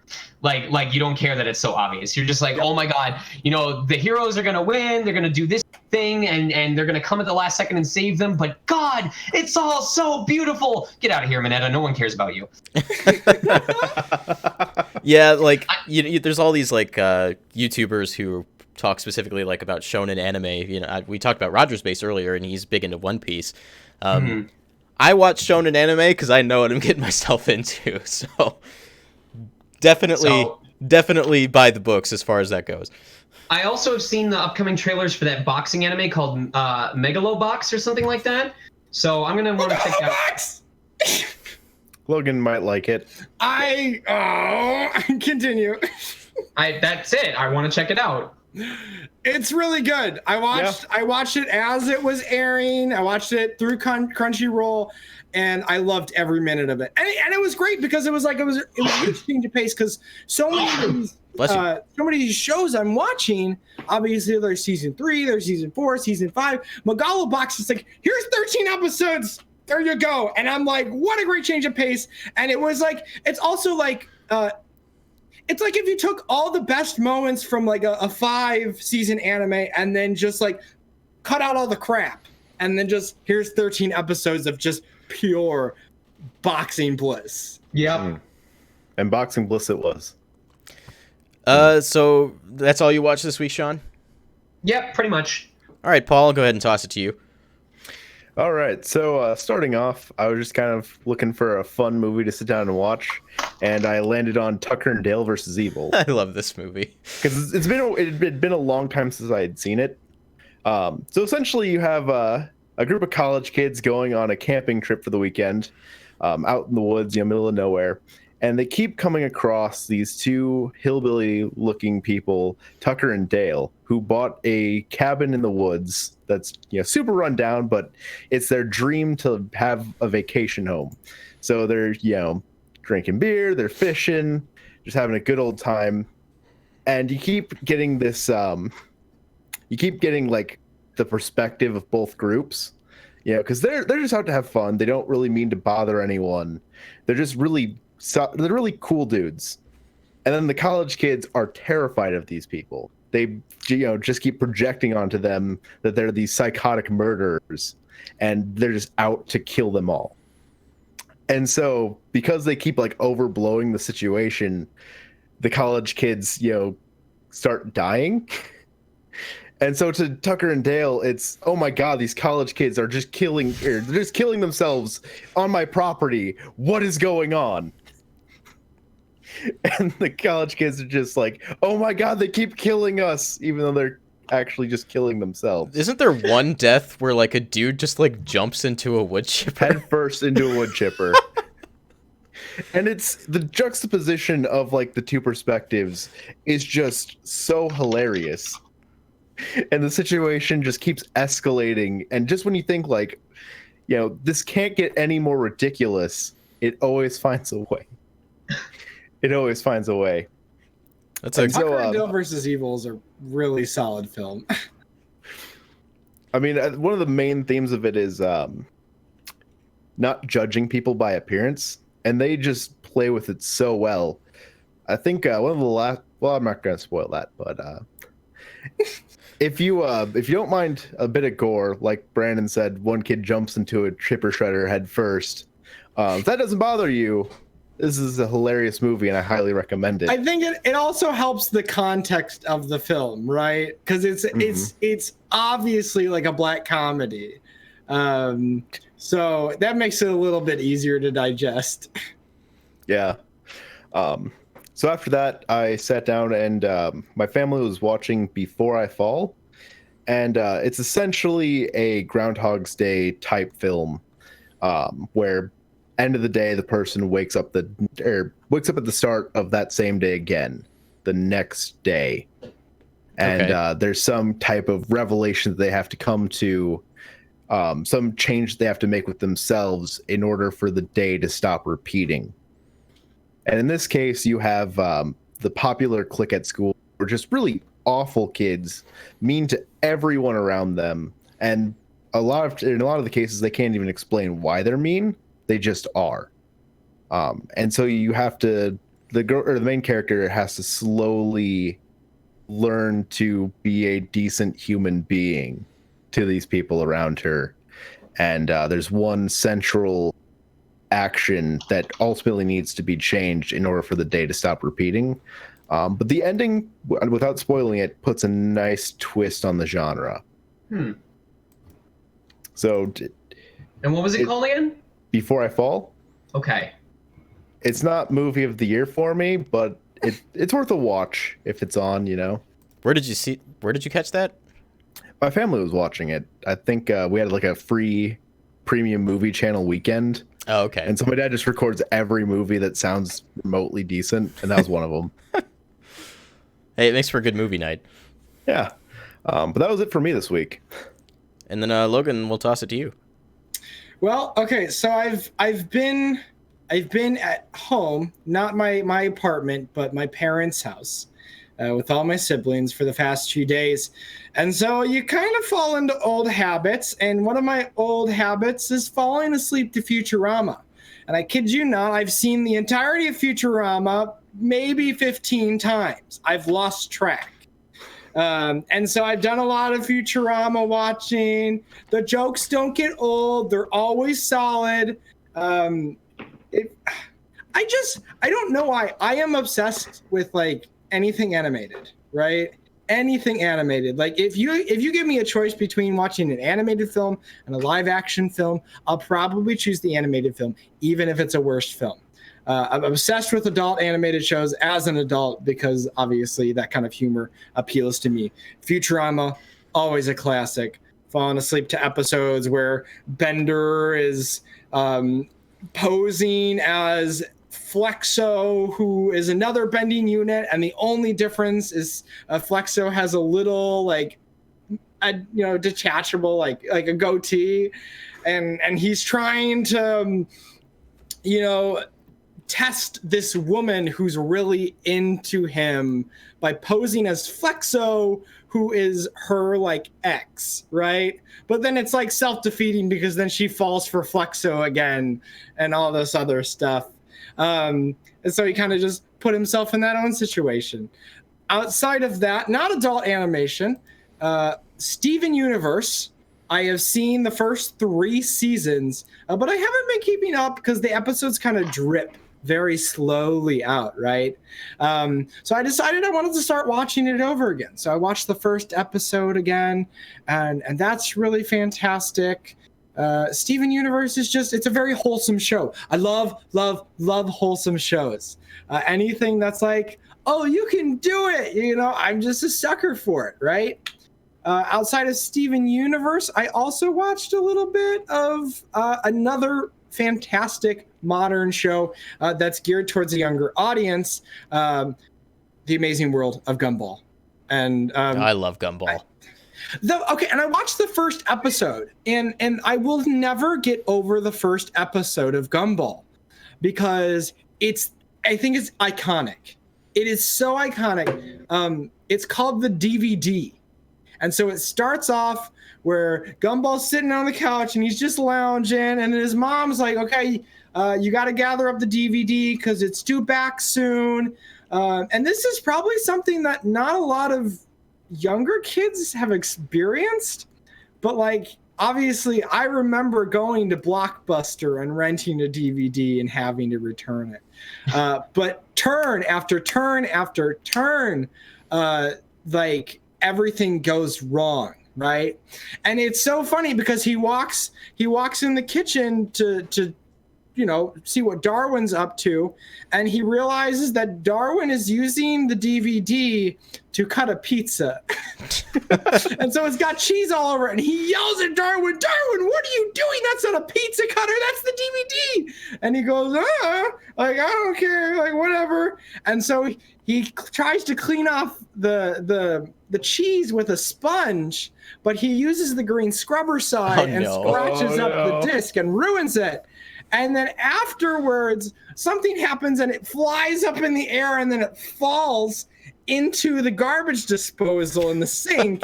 And so the rest of the film, the rest of the episode, they're trying to figure out like how to remedy the situation. And Darwin keeps repeating, it's like, okay, what do we do? And Darwin goes, take, responsibility for our actions and tell mom. And encouraging like people, this is what you should do. This is what you should do. And Gumball keeps going, no, that's not it. And so they go through all these things, and Darwin says the same thing over and over and over again until eventually the mom finds out, right? And at the very end of the episode, they go and they try to explain everything. And the worker is furious, and he explains something that the mom doesn't want to hear, and then the mom is the one who's the irresponsible one and tells them to run. And so they run out of the store, and that's how the episode ends. It's classic. It's classic. Watch Gumball. It's on Hulu. It's really good. It's so good. It's so My favorite is still when they're losing animation budget to take the part-time job at the store. Yes. Like just imagine being one of the animators, keeping track of everything you were doing, and imagine for the first time your boss like walking over, looking at, looks too good, make it worse. Yeah. Not bad enough. And I think just overall Gumball, what it does well is it takes advantage of the fact that it's a cartoon. And it doesn't take itself seriously, and they do a whole myriad of things that you'd never expect. And obviously they have that juxtaposition of like the 2D animated characters and the 3D animated characters. And so it's just this jumbled mess of like mixed media that just works too well. So that's always great. And then I guess I'll just go into my anime for the week. My anime for the week. Because I finished the Stardust Crusaders arc of JoJo.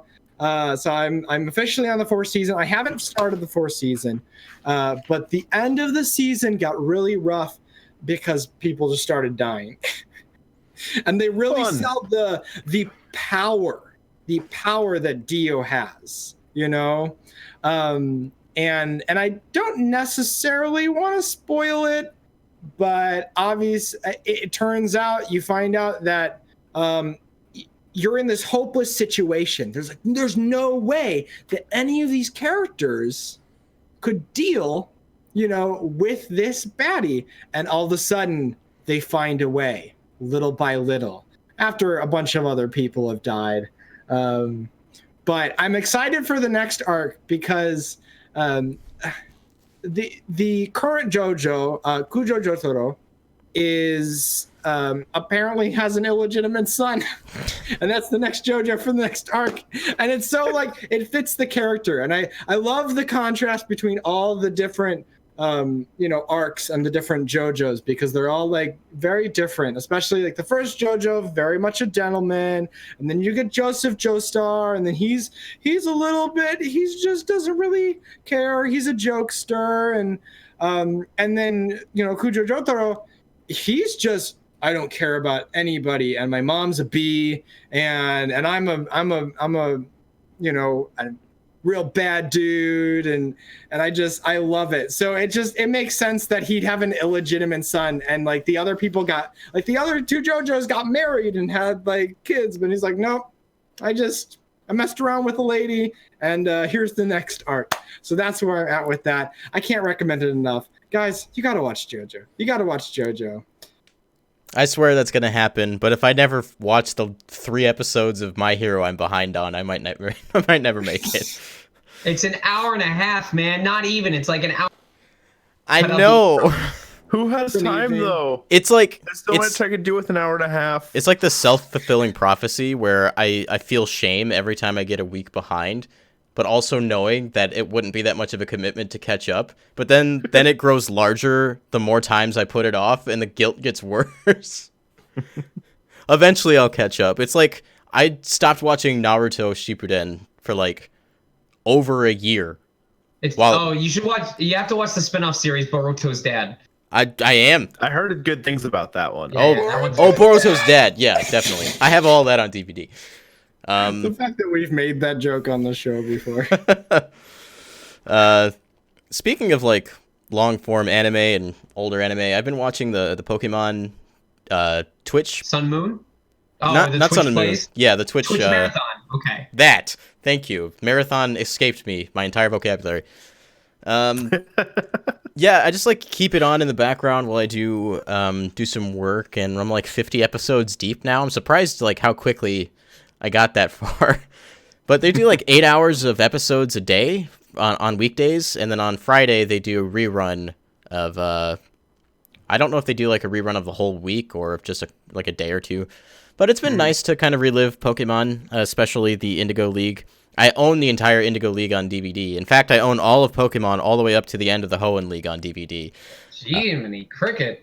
Well, my wife loves Pokemon, so I keep buying her the box sets as they come out.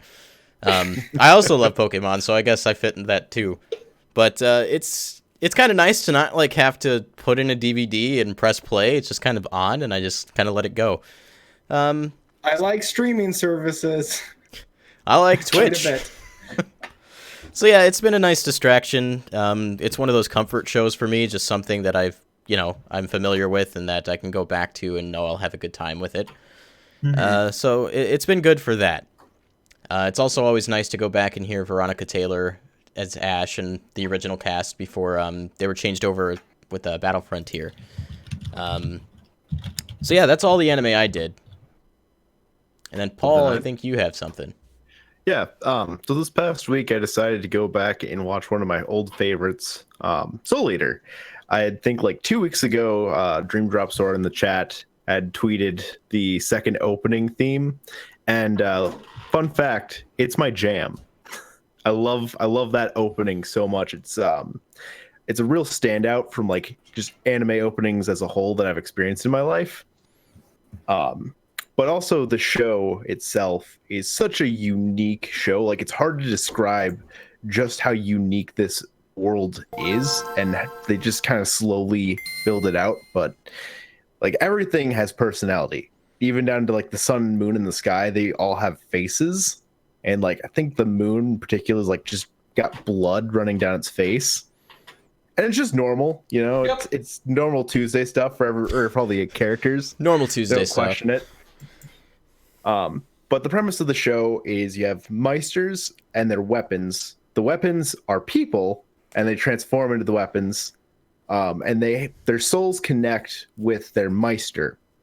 And the Meister's goal in life is to collect 99 Kishin souls of, just evil. For a second, you were telling me the plot of Xenoblade Chronicles 2, and I was like, "How fun!" I haven't made it to the plot of that game yet, so spoilers, man. No, just the whole driver and blade relationship. That. Yeah. Basically, actually, so they collect 99 Kishin souls, so souls of evil monster things. And once you've collected 99, the last soul you need is the soul of a witch, which will be significantly more powerful than anything you face to get the other 99 Kishin souls. But once you have that, your soul turns into a death scythe. From the new item in Smash Ultimate. 4. Exactly. it achieves its final form and just goes full on Frieza. Run, Luigi, run! And so at that point, I think your weapon goes on to be Lord Death's weapon.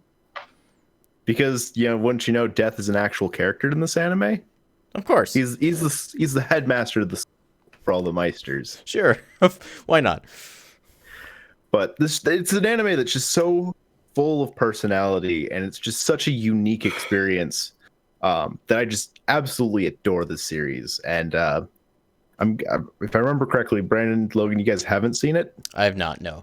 No. It's really good. It's Please really do. good. Please do. I'm going to write that on my invisible list. I'm at the point where I'm running out of anime to watch, right? And so now it's a decision of like, okay, where do I go next, right?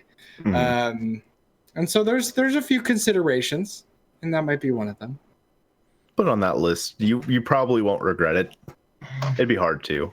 But other than that, I'm 10 episodes deep of like 52. And so I'm just going to keep rolling with that for a while, and that's it for anime for me. That brings us to games for the week, and I'm going to throw it to Sean. What have you been playing? Maple Story 2, baby! Woo! So here's the thing. They've got this thing called Mush King. Basically Maple Story Fortnite. But they have a ranking leaderboard, and the top ranked people are going to get prizes that transfer over to the official release in October. So I have been playing that nonstop since it started on like August 22nd.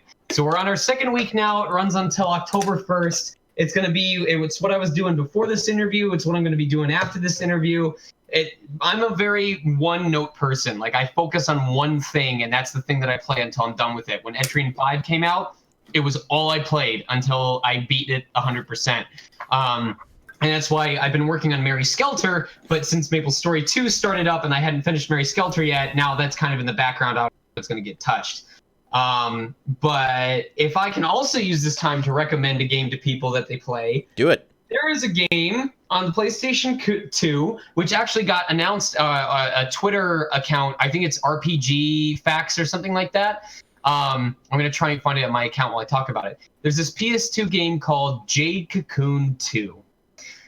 Jade Cocoon 1 was more of a typical RPG where you absorb monster souls into yourself and, you fight all these other guys. But Jade Cocoon 2 was more of a monster collection game. And the only thing that I have a softer spot for than dungeon crawlers is monster collection games.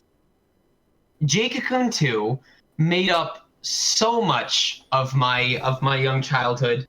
And I also owned it 4 separate times before I actually beat it, because I would start it, get a fair way into it, get distracted, come back after like several months, have no idea where I was in the game, and start from scratch. So it wasn't until halfway or right near the end of college that I actually beat it for good. And I was like, I'm free. I can finally be done. The curse is lifted. But I played through it again last year just because I enjoyed it so much. And what's interesting to me is, for a game that came out during the PS2 era, Jade Cocoon 2 is 100% voice acted.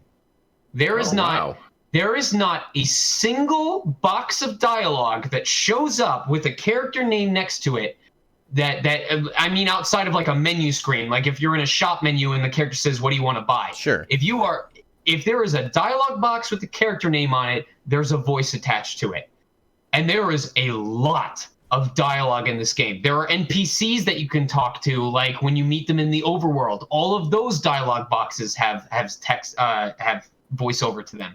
And that is just so impressive to me, because the voiceover is also, it's a little bit campy. It's kind of like Saturday morning campy, but it's not bad. Like the inquisitive, scholar who's trying to figure out ways to understand the forest. He sounds like an inquisitive scholar. And the very hot-headed, hot-blooded warrior who wants to beat you because he considers himself your rival, he legitimately sounds like someone who's hot-headed and is, rough and tumble. They fit the characters, which, fun fact, this game was recorded at the same recording studio that did Persona 5. Okay. PCB Productions. So it's a big part of me. It's a game that I enjoyed in the past for one reason, and now that I'm a professional voiceover artist, I enjoy it for an entirely different reason. There are auditions that I do to this day where I will look up voice clips of some of these characters, especially Dr. Gill, and reference their character personality as part of how I perform the character in my audition. So it's a huge part of my past. And if you're a person who's into Monster Collection or Fusion games, I highly recommend you try it. Okay. And what was the name of that again? It's called Jade Cocoon 2. I sent you guys. I accidentally closed out the interview, but I sent the link to you guys, and if you want to post it to them, they can check it out as well. It might be a little pricey. Let me see what it costs on Amazon, because it's one of those games that kind of fell, off the side of the earth. Yeah, you're gonna spend about $140, $150 if you want it. Woo. But you can get it used if you have a good disc cleaning software, or if you're willing to just take a shot, you can get it used for under $30. So not bad. Yep. All right. Thanks, Joe, for posting that in the chat. And then what else have you been playing? Me? Yeah. Did you have anything else? I'm trying to think of what I played before that. I really want to get into Octopath Traveler. I not because I voiced Darius and Werner in it, but because when I first saw Octopath, I thought it was going to be something similar to Crystal Chronicles, which I was a huge fan of. And when I saw that it was like sprite work with HD graphics, I was like, what are they doing? And yet, the development team behind Octopath managed to make it work in a way where now I look at it and go, yeah, that's the only way this game could have been made. And the music is great. The party, I just really like the way the battle system looks, and I think it would be really fun. So I want to try and make time for myself to play Octopath Traveler. Have you played the demo at all? I have not yet. No. I'm a big turn-based RPG fan, and I played a little bit of this, and I was very impressed. I think it's probably one of the next Switch $60 title games that I'm gonna get, and it's also understandable why this game has also sold so well. So if you do want to play it, the most recent demo, I believe, lets you transfer your save data over to the main game. Right. So for those of you who are listening who haven't tried it out yet, that's a good way to get into it. I just remember, but there is one other game that I have been completely over the moon about, and I am going to recommend it to all of you. I think all of you will enjoy this game. Okay. It's actually an older game for the Wii. It's called Imagine Party Babies. Listen. You need to understand.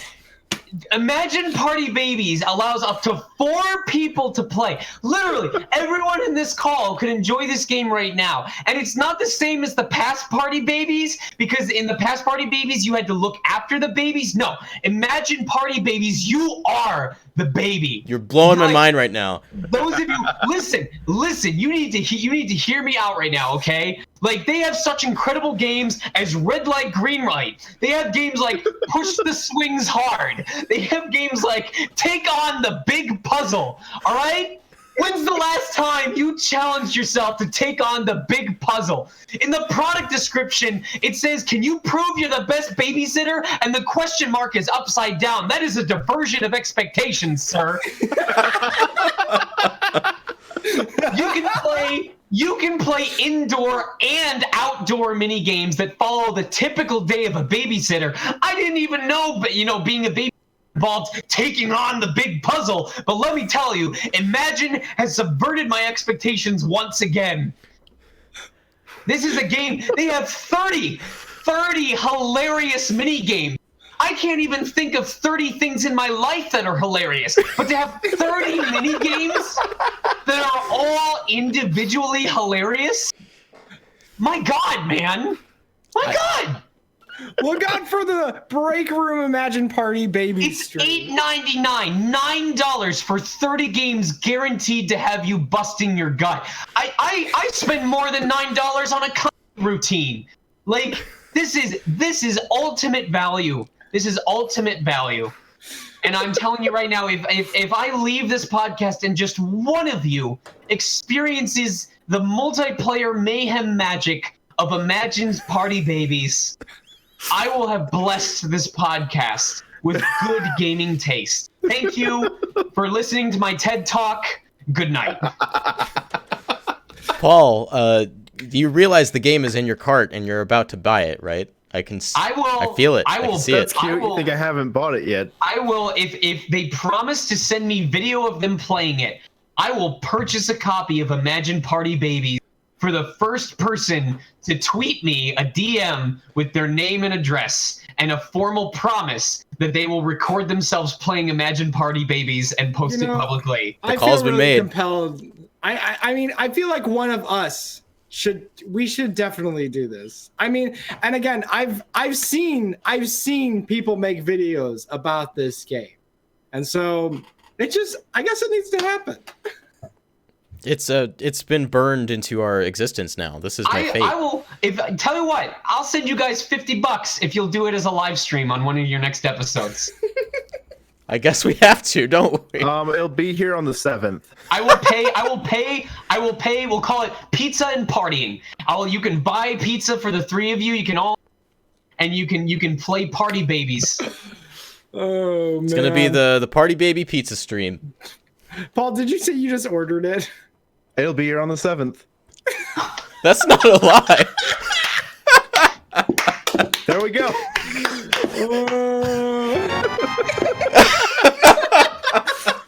We have been challenged. Okay, we are playing this game. Woo! It's hard. I can't read. Yes. I cannot wait to see you guys take on the big puzzle. The big puzzle. My whole life has been building up to this moment to be a baby and take on the big puzzle. Oh my god, he actually posted a screenshot of "Thank you, your order has been placed." The madman, the absolute madman. I see this as an investment in our future. This is the game. On that note, I am actually meeting up with my wife for dinner at 8 o'clock, so I should get ready. But okay. Is there anything else you guys needed me to stick around to discuss? No, if you gotta run, man, feel free. But I guess before you go, just tell people where they can find you at. You can find me on Twitter, on Tumblr, and on Tinder at Sonic May. I actually don't think you can find me on Tinder at Sonic May. I'm gonna let that joke die. But you can follow me if you want. It depends on what you want to follow me for. If you want to follow me for just, you know, my voice acting announcements, new roles that come out, stuff I can talk about, or just general interaction, you definitely want to go to my Twitter at Sonic Mega. If you want to look at more behind the scenes, like how I handle voiceover as a person, like my reflections on life, and just kind of more of the real slice of life posts, both up and down, follow my Facebook, Sean Chiplock. I say follow, don't friend me, because I try to friend only people that I hang out with in real life, because it builds up pretty big. It's nothing against you. It's just, now that Facebook has the friends of friends things, I have to really keep it to people in my network. So follow, don't friend. And if you just want to see crap posts and me making stupid Tumblr memes and request audio from time to time when I feel inspired, follow my Tumblr, also at Sonic Mega. But those are the major three. Yeah. Awesome. Well, make sure to do all that. Thank you so much, Sean, for hanging out with us. It's been a blast. Thank you so much for having me. And thank you for the opportunity. All right. Well, we'll let him get out of there, and we'll be back in about 5 minutes to continue the rest of the show. Good luck, my fellow party babies.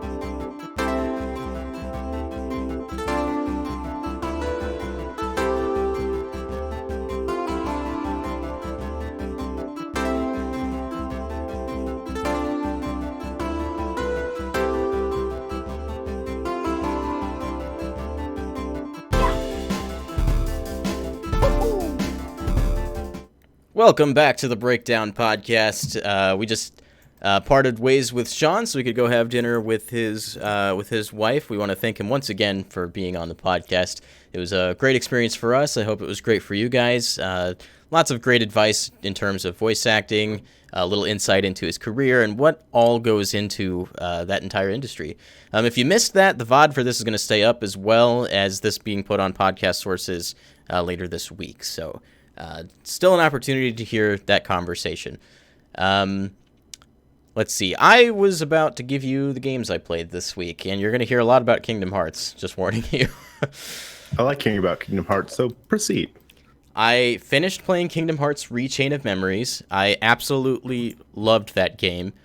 One of the main complaints I had with Kingdom Hearts, the original, was that in combat situations, it didn't feel like there were a lot of counters to things or ways that you could get out of an attack that an opponent was using. There was no method of doing that. You were just kind of attacked and you were forced into the hit, and that was it. That doesn't really jive with me in the sense that it's an action RPG, and the word action means to me that I should be able to get out of the way in some fashion. What Kingdom Hearts Chain of Memories does is it lets me structure my deck in a way that I can counteract certain moves from certain bosses and certain enemies. I found that in the late game, a lot of the bosses would beat me 2 or 3 times in a row, and then I would come up with a strategy using my deck, basically restructure my entire deck, and then be able to beat them with relative ease after I had, planned my strategy out and executed upon it. And I really liked that. It made me feel like if I took the time, I thought about what I was doing, came up with a strategy, that the strategy would actually work if I employed it. Versus Kingdom Hearts 1, where I felt like no matter what I did, I was just going to get, hit and hurt and destroyed anyway. At least without, just spending a million years grinding, which, ain't nobody got time for that, busy gamer guide. Hey. So, I really enjoyed Kingdom Hearts Chain of Memories. I then played Riku's story, which only took me about 5.5 hours to beat. But the combat system for Riku is completely different than Sora, so I had to learn a brand new system for Riku. Riku doesn't let you edit his deck. He has a set deck that changes during each chapter to give you different challenges and to accommodate different types of combat situations. I found out that he has no natural way of healing himself. So you just take damage, and eventually you're going to die. That is, until you get King Mickey's assist cards. And you can play King Mickey's assist cards, stack them together to make them more powerful. I didn't even talk about the stacking system. You can stack 3 cards together, which might form a different type of attack, called slights, or slates, spelled slates, which are essentially like the super limit moves you can use in the other Kingdom Hearts game. And so once you get King Mickey's cards, you can use those to heal yourself, and eventually, that got me through the game with Riku. But Riku, for the most part, you can just kind of hack and slash, because he's entirely melee combat focused. He doesn't have any magic to speak of. So I kind of blew through that. You have to go through every single world that you went through with Sora all over again as Riku, but they make the worlds a third of the size that they are in Sora's run. So it's a lot different of an experience. In Sora's version, you have 3 story rooms, they're rooms that are story focused that you have to enter and then complete. With Riku, they make it just 1 story room. You go to the room, you fight the boss, you move on. That's it. So after that, I finished Chain of Memories. I thought the story in it was really good. I feel like the first Kingdom Hearts, it tells a good story, but the story doesn't give you much of a sense for the world and what is actually happening. Naruto. Yeah, everything feels really small and left unexplained. That's because they fill in all of the holes and all of the explaining in the 7 million other games that come after it. Chain of Memories follows Kingdom Hearts directly. You might as well call it Kingdom Hearts 2. And then after that, in the 1.5 plus 2.5 HD remix, there is a a movie, a cutscene movie for Kingdom Hearts 358 over 2 days, which is a Nintendo DS game. So they made all of the cutscenes 1080p HD, and they put them in order so that you can watch them front to back. Given the way that game was structured, at least from what I've been told by Paul, that makes a lot of sense, because like all the missions you do in the game aren't really story focused. Mm-hmm. So they can just give you the cutscenes and you get all the context. The cutscenes were almost 3 hours long, and I was engaged the entire time. So I think that's a good sign. I thought the story in 358 over 2 was really good. You learn about Roxas and Organization 13 and what those relationships mean and who these people are, which I didn't have any idea going up to this point. I didn't either. I'm sure. So what you're saying is you're getting pretty invested in this world. Yeah, I really like what's going on. They're telling a really cool story with this series. Not something I've really... I'm glad you finally started playing through them. I know, right? I've been waiting a long time. At least it's here and it's now before Kingdom Hearts 3. Mm-hmm. But yeah, I feel like the Kingdom Hearts story is really something cool, and I haven't really seen it anywhere else before. So it really stands out to me because, it's a story I've never heard. There's elements from other stories that are borrowed, like, your basic romance elements and that kind of stuff. But the very functions of certain things and how the world is pieced together is really cool and interesting to me, which is why, Logan, I think this would be something that'd be up your alley. I think when I get the chance, especially now, accessibility is a big thing, to try to get into games. And accessibility in terms of can I afford it, and do I need to buy an extra system to do it? But it sounds like I could just get this on PS4 pretty easily. Yeah, you get, like 6 games on a 20... I bought it for $27. 6 games, and that's a good value. I do have other priorities, things I would like to get through before. Your priorities are wrong then. Whoa. I will say Kingdom Hearts is going to take a back seat once Spider-Man comes out. But I'll jump right back on the train once I'm done. Mm-hmm. Yeah. I didn't read Roxas's journal because there was like 40-something pages, and I just wanted to move on to the next game. Speaking of the next game, Dream Drop, I haven't been talking about this, so I could save it for the podcast, but I am currently like minutes away from the final encounter in Kingdom Hearts 2. Mm-hmm. Don't ask me how this happened. Wow. But Kingdom Hearts 2 is a suck, and you start playing, and then suddenly you're done. Yeah, like I have done nothing but play Kingdom Hearts 2 for the last 3 days, and I have been enjoying it immensely. The battle system does go back to Kingdom Hearts 1, but they add a lot of things that alleviate a lot of the problems I had. There's a reaction command system, which will have you press triangle at certain points during combat that will initiate either an attack, a dodge maneuver, something of the sort. So I can essentially, like I said, it alleviates the issues I had. I'm not stuck in a situation where I'm just getting beat to death and I can't do anything about it. There's a way for me to get out, a way for me to prevent these things from happening. So now I'm enjoying the combat a whole lot more. And, it's also that first game curse, once the second game comes out, they figure out all the things they did wrong and how they can improve, and it makes the first game look a lot worse than it might be. Hashtag Uncharted. Yes, thank you. Sorry, Dream Drop, I wasn't hiding it from you. I just felt compelled to save it for the podcast. And I think I'm minutes away from the final encounter, but I've learned in this RPG world that doesn't always mean that you're about to fight the final boss. I could be way off for all I know. But yeah, Kingdom Hearts 2, I'm really enjoying. The thing is, like, a lot of the revelations you make in the plot are revealed to you in 358 over 2. So a lot of those big moments aren't big to me because I already know these things. But at the same time, they introduce certain pieces of information without that kind of background information you get in 358. So at the same time, it still feels like this story is really well weaved. It's hard to express, but because Kingdom Hearts 358 came out years after Kingdom Hearts 2, so I essentially played it out of order. But this is the recommended order on the disc. So that's been an interesting experience for me. Like, I'll see like interactions between characters, and I think about what a person who played this when it first came out might think. and that's that they have no idea what's going on. Like, there's the character of Axel that I don't talk about too much because I don't know what everybody knows here, but you learn a lot about Axel's character in 358/2, and you see him a lot in Kingdom Hearts 2, but at that point the player wouldn't have known his motivations. And they really don't go into it, even by the last time you see him, which I thought was interesting. So, I don't know, like, if this is great writing or terrible writing, but all I know is I'm enjoying it.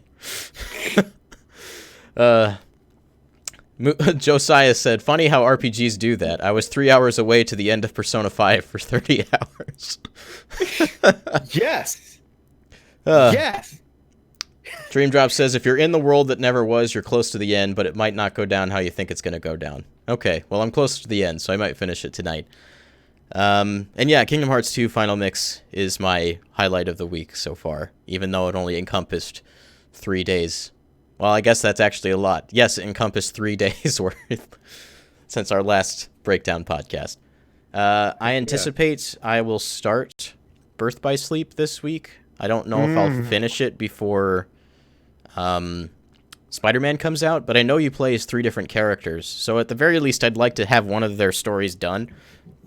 So I'm not, like, leaving the game in the middle of the plot and coming back and being like, well, what's going on? I don't remember. I'm going to try and prevent that from happening.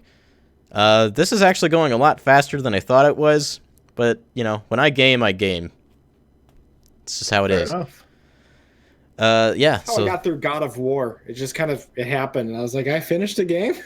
Yeah, me too. But that's all for games for me this week. All right. Well, I talked about Semblance on Nintendo Stuff Podcast. It's the only game I played.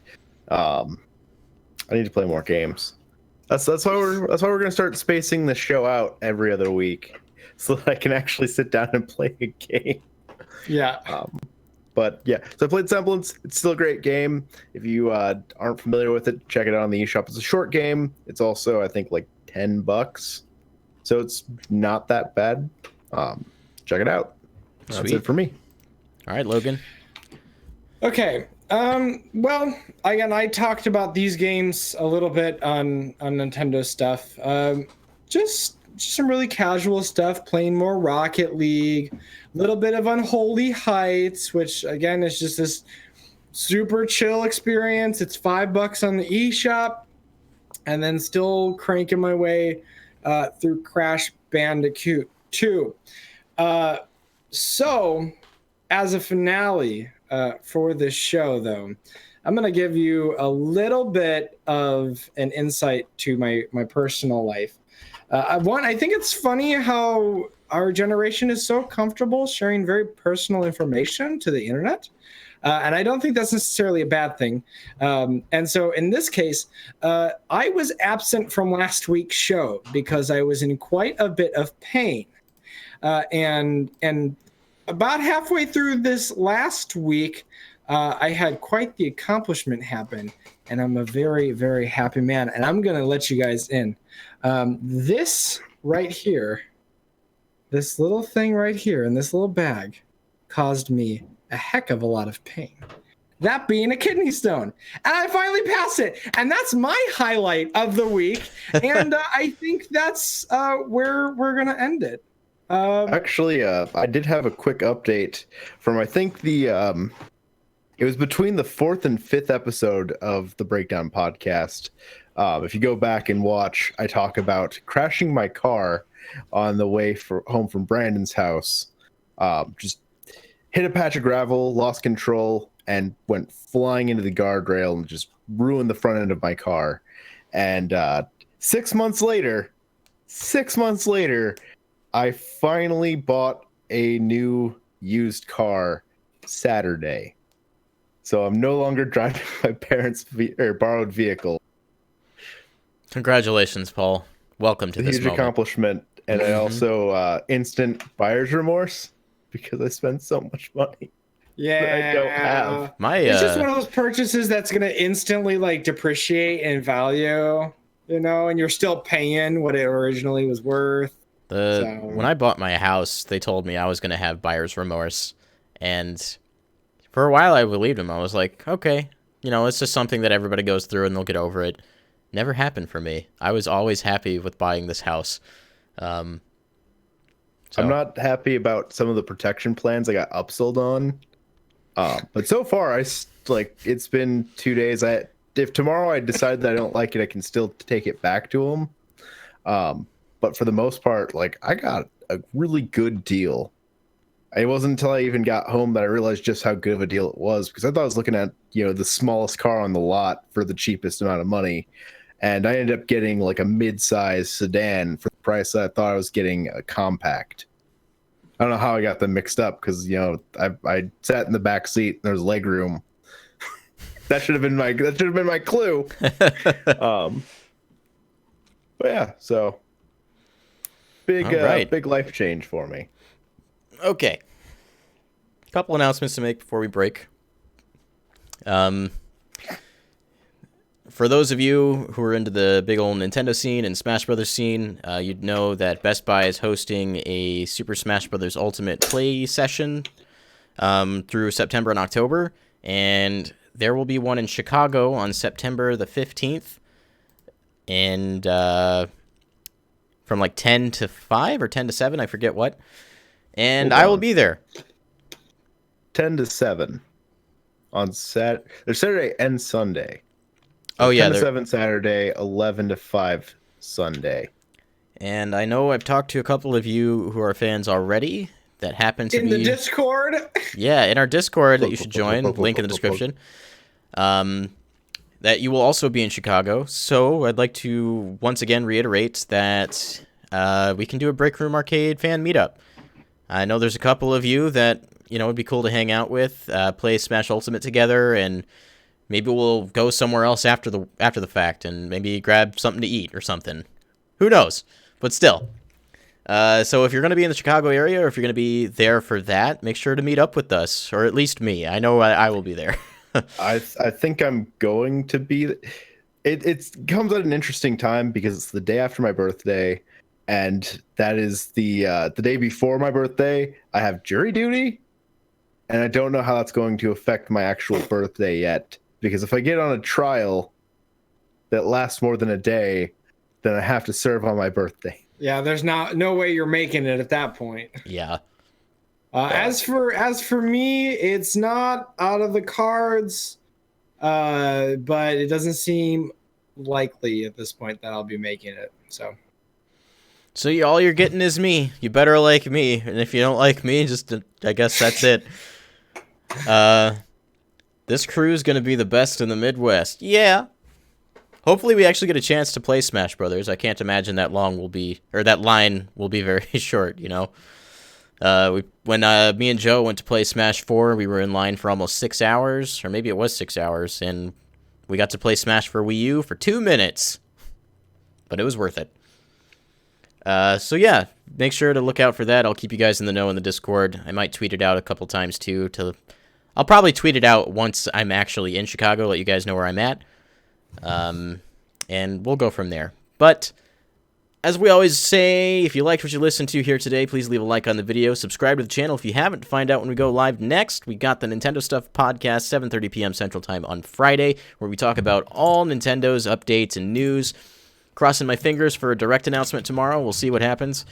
It's going to happen soon. Because Nintendo Switch Online is on the way. We haven't had any updates from Nintendo since June. It's been a while. So yeah, join us on our Discord. Link in the description. Make sure to chat with us. We're in there pretty much all the time, especially during the work week. Excuse me. Let's see. He says Bucktown is where it's at, and Bucktown is Hipster Town. You can bet it's going to be a long line. Well, good to know. Yay. So with all that in mind, guys, if you really like what we do here, make sure to check us out on Patreon if you want to help support us for as little as $1 a month. And with that, I guess that's the end of our show. So don't break your backs, breaking the games. But for now, break time's over.